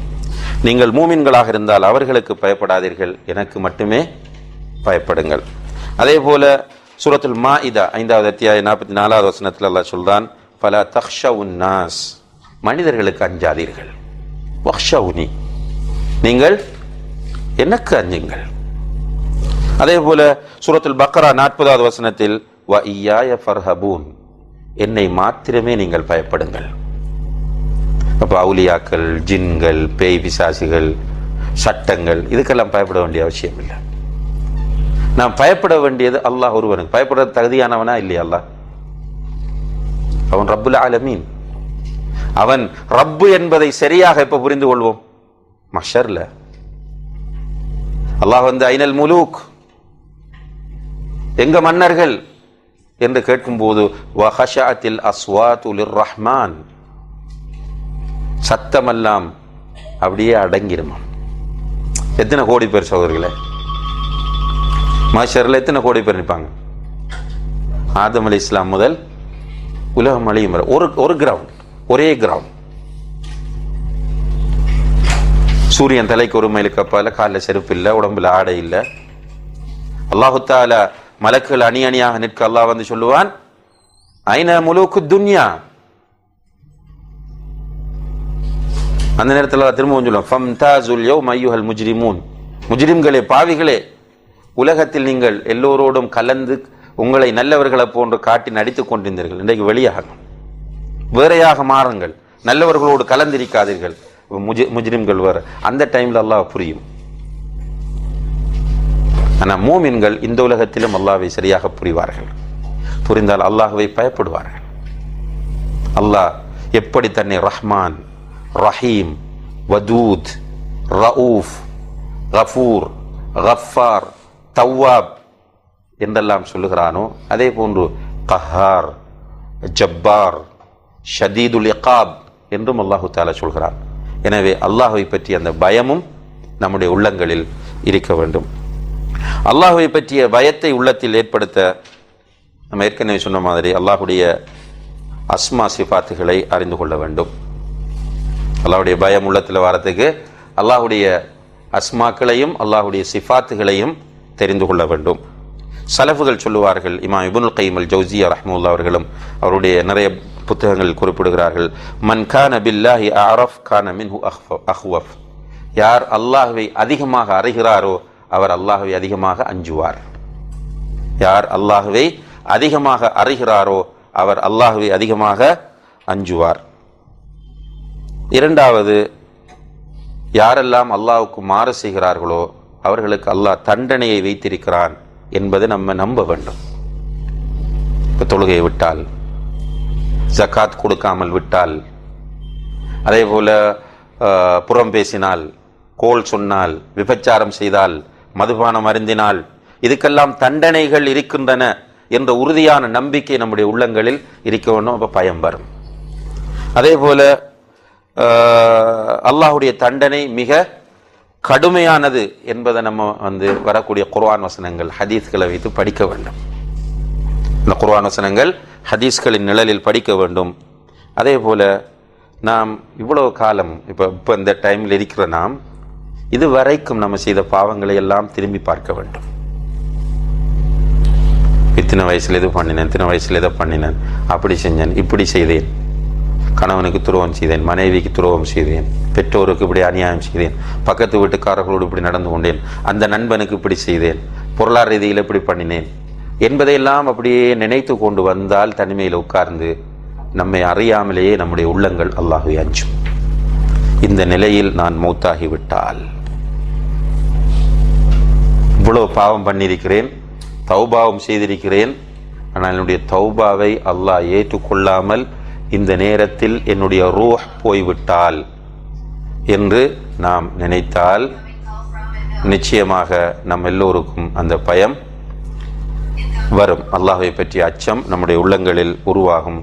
அல்லாஹு தஆலா அப்படியான நிலையை நம் அனைவருக்கும் தர வேண்டும். மூன்றாவதாக ரஜா, ஆதரவு. ஆதரவு என்று சொன்னால் அல்லாஹுடைய கூலியின் மீதும் அவனுடைய மன்னிப்பின் மீதும் ஆதரவு வைத்து, அல்லாஹுடைய கூலியின் மீதும் அவனுடைய மன்னிப்பின் மீதும் ஆதரவு வைத்து அவனுடைய அருளை எதிர்பார்ப்பது, அவனுடைய அன்பை எதிர்பார்ப்பது. அல்லாஹுடைய கூலியின் மீதும் மன்னிப்பின் மீதும் ஆதரவு வைத்து அவனுடைய அன்பை எதிர்பார்த்திருப்பதுதான் ரஜா. இந்த ரஜாவை வலியுறுத்தி அல்லாஹு தஆலா பல இடங்களில் சொல்றான். சூரத்துல் ஆராஃப் 56வது வசனம், ஜுமர் 9வது வசனம், அல் அன்பியா 90வது வசனம் போன்ற வசனங்களில் இந்த ரஜாவை அல்லாஹு தஆலா வலியுறுத்துகிறான். இப்போ நாம் ஒரு வணக்கத்தை செய்யும் போது இந்த ரஜாவோடு செய்ய வேண்டும். உதாரணமாக ஃபஜ்ருடைய முந்தைய 2 ரக்காத்தும் எப்படியானது? உலகத்தில் இது எனக்கு உலகத்தில் உள்ள அனைத்தையும் விட இந்த பாக்கியம் எனக்கு கிடைக்க வேண்டும். இந்த ஆதரவோடு அந்த தொழுகையை தொழ வேண்டும். துஹா தொழுகைக்கு என்ன சொன்னாங்க ரசூலுல்லாஹி அலைஹி வஸல்லம்? ஒவ்வொரு மூட்டுக்கும் தர்மம் இருக்காம். ஒவ்வொரு மூட்டுக்காகவும் நாம் தர்மம் செய்ய வேண்டும். இது 360 260 மூட்டுக்கள் இருக்காம் நம்மளோட உடம்புல. ஒவ்வொரு மூட்டுக்கும் நாம் தர்மம் செய்ய வேண்டும். இந்த எல்லா தர்மத்துக்கும் ஈக்குவல் எது? துஹா தொழுகை 2 ரக்காத் தொழுவது. அப்ப இந்த நினைவோடு துஹாவை தொழுவது. ஃபஜ்ரு தொழ போறோம். ஃபஜ்ரு தொழ என்ன நன்மை? இரவெல்லாம் நின்று வணங்கிய நன்மையும் கிடைக்கும். பிறகு அல்லாஹ்வுடைய பாதுகாப்பு, அல்லாஹ்வுடைய பொறுப்பு நமக்கு கிடைக்கும். அந்த நிலையில் நின்று தொழுவது. சும்மா போறது ஃபஜ்ருக்கு வளமையா ரூட்டின் ஒர்க், வழக்கத்தில் உள்ளது போல சும்மா போறது, அல்லாஹ் அக்பர் தொழுதுட்டு வர ஒன்றுமில்லை. மஹப்பத் இருந்தால் பெட்டில் படுக்க முடியாது. அச்சம் இருந்தால் தூங்க முடியாது. ரஜா இருந்தால் மிஸ் பண்ண முடியாது. இப்ப மஹப்பத், ஹவுஃப், ரஜா மூன்றும் சேர்ந்த நிலையில் நாம் அல்லாஹ்வை வணங்கினால் அந்த வணக்கத்தில் மிகப்பெரிய டேஸ்டை நாம் பெறலாம்.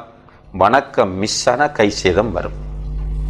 வணக்கம் தவறி போனா அதனால தான் பார்க்கணும், ரசூலுல்லாஹி அலைஹி வஸல்லம் ஃபஜ்ருக்கு பின்னால தொழுவதை தடுத்தாங்க. என்ன ஃபஜ்ருக்கு பிறகு தொழாதீங்கன்னு சொன்னாங்க. எதுவரை?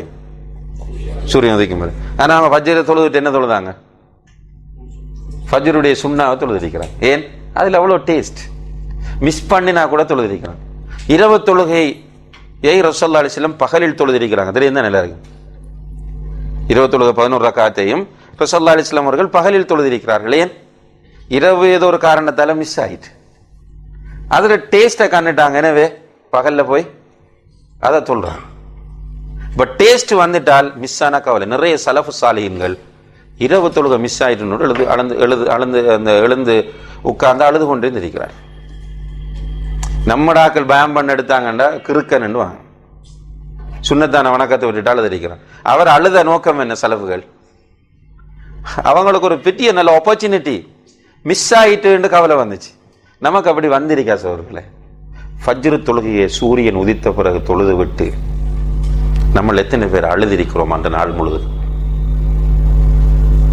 ஆக குறைஞ்சது பயத்தில் நான் முருத்தத்தா காஃபிர் ஆகிவிட்டேனோ என்ற பயத்தில் எத்தனை பேர் அழுதிருப்போம்? அன்றைக்கெல்லாம் எத்தனை பேர் டென்ஷனாக இருந்திருப்போம்?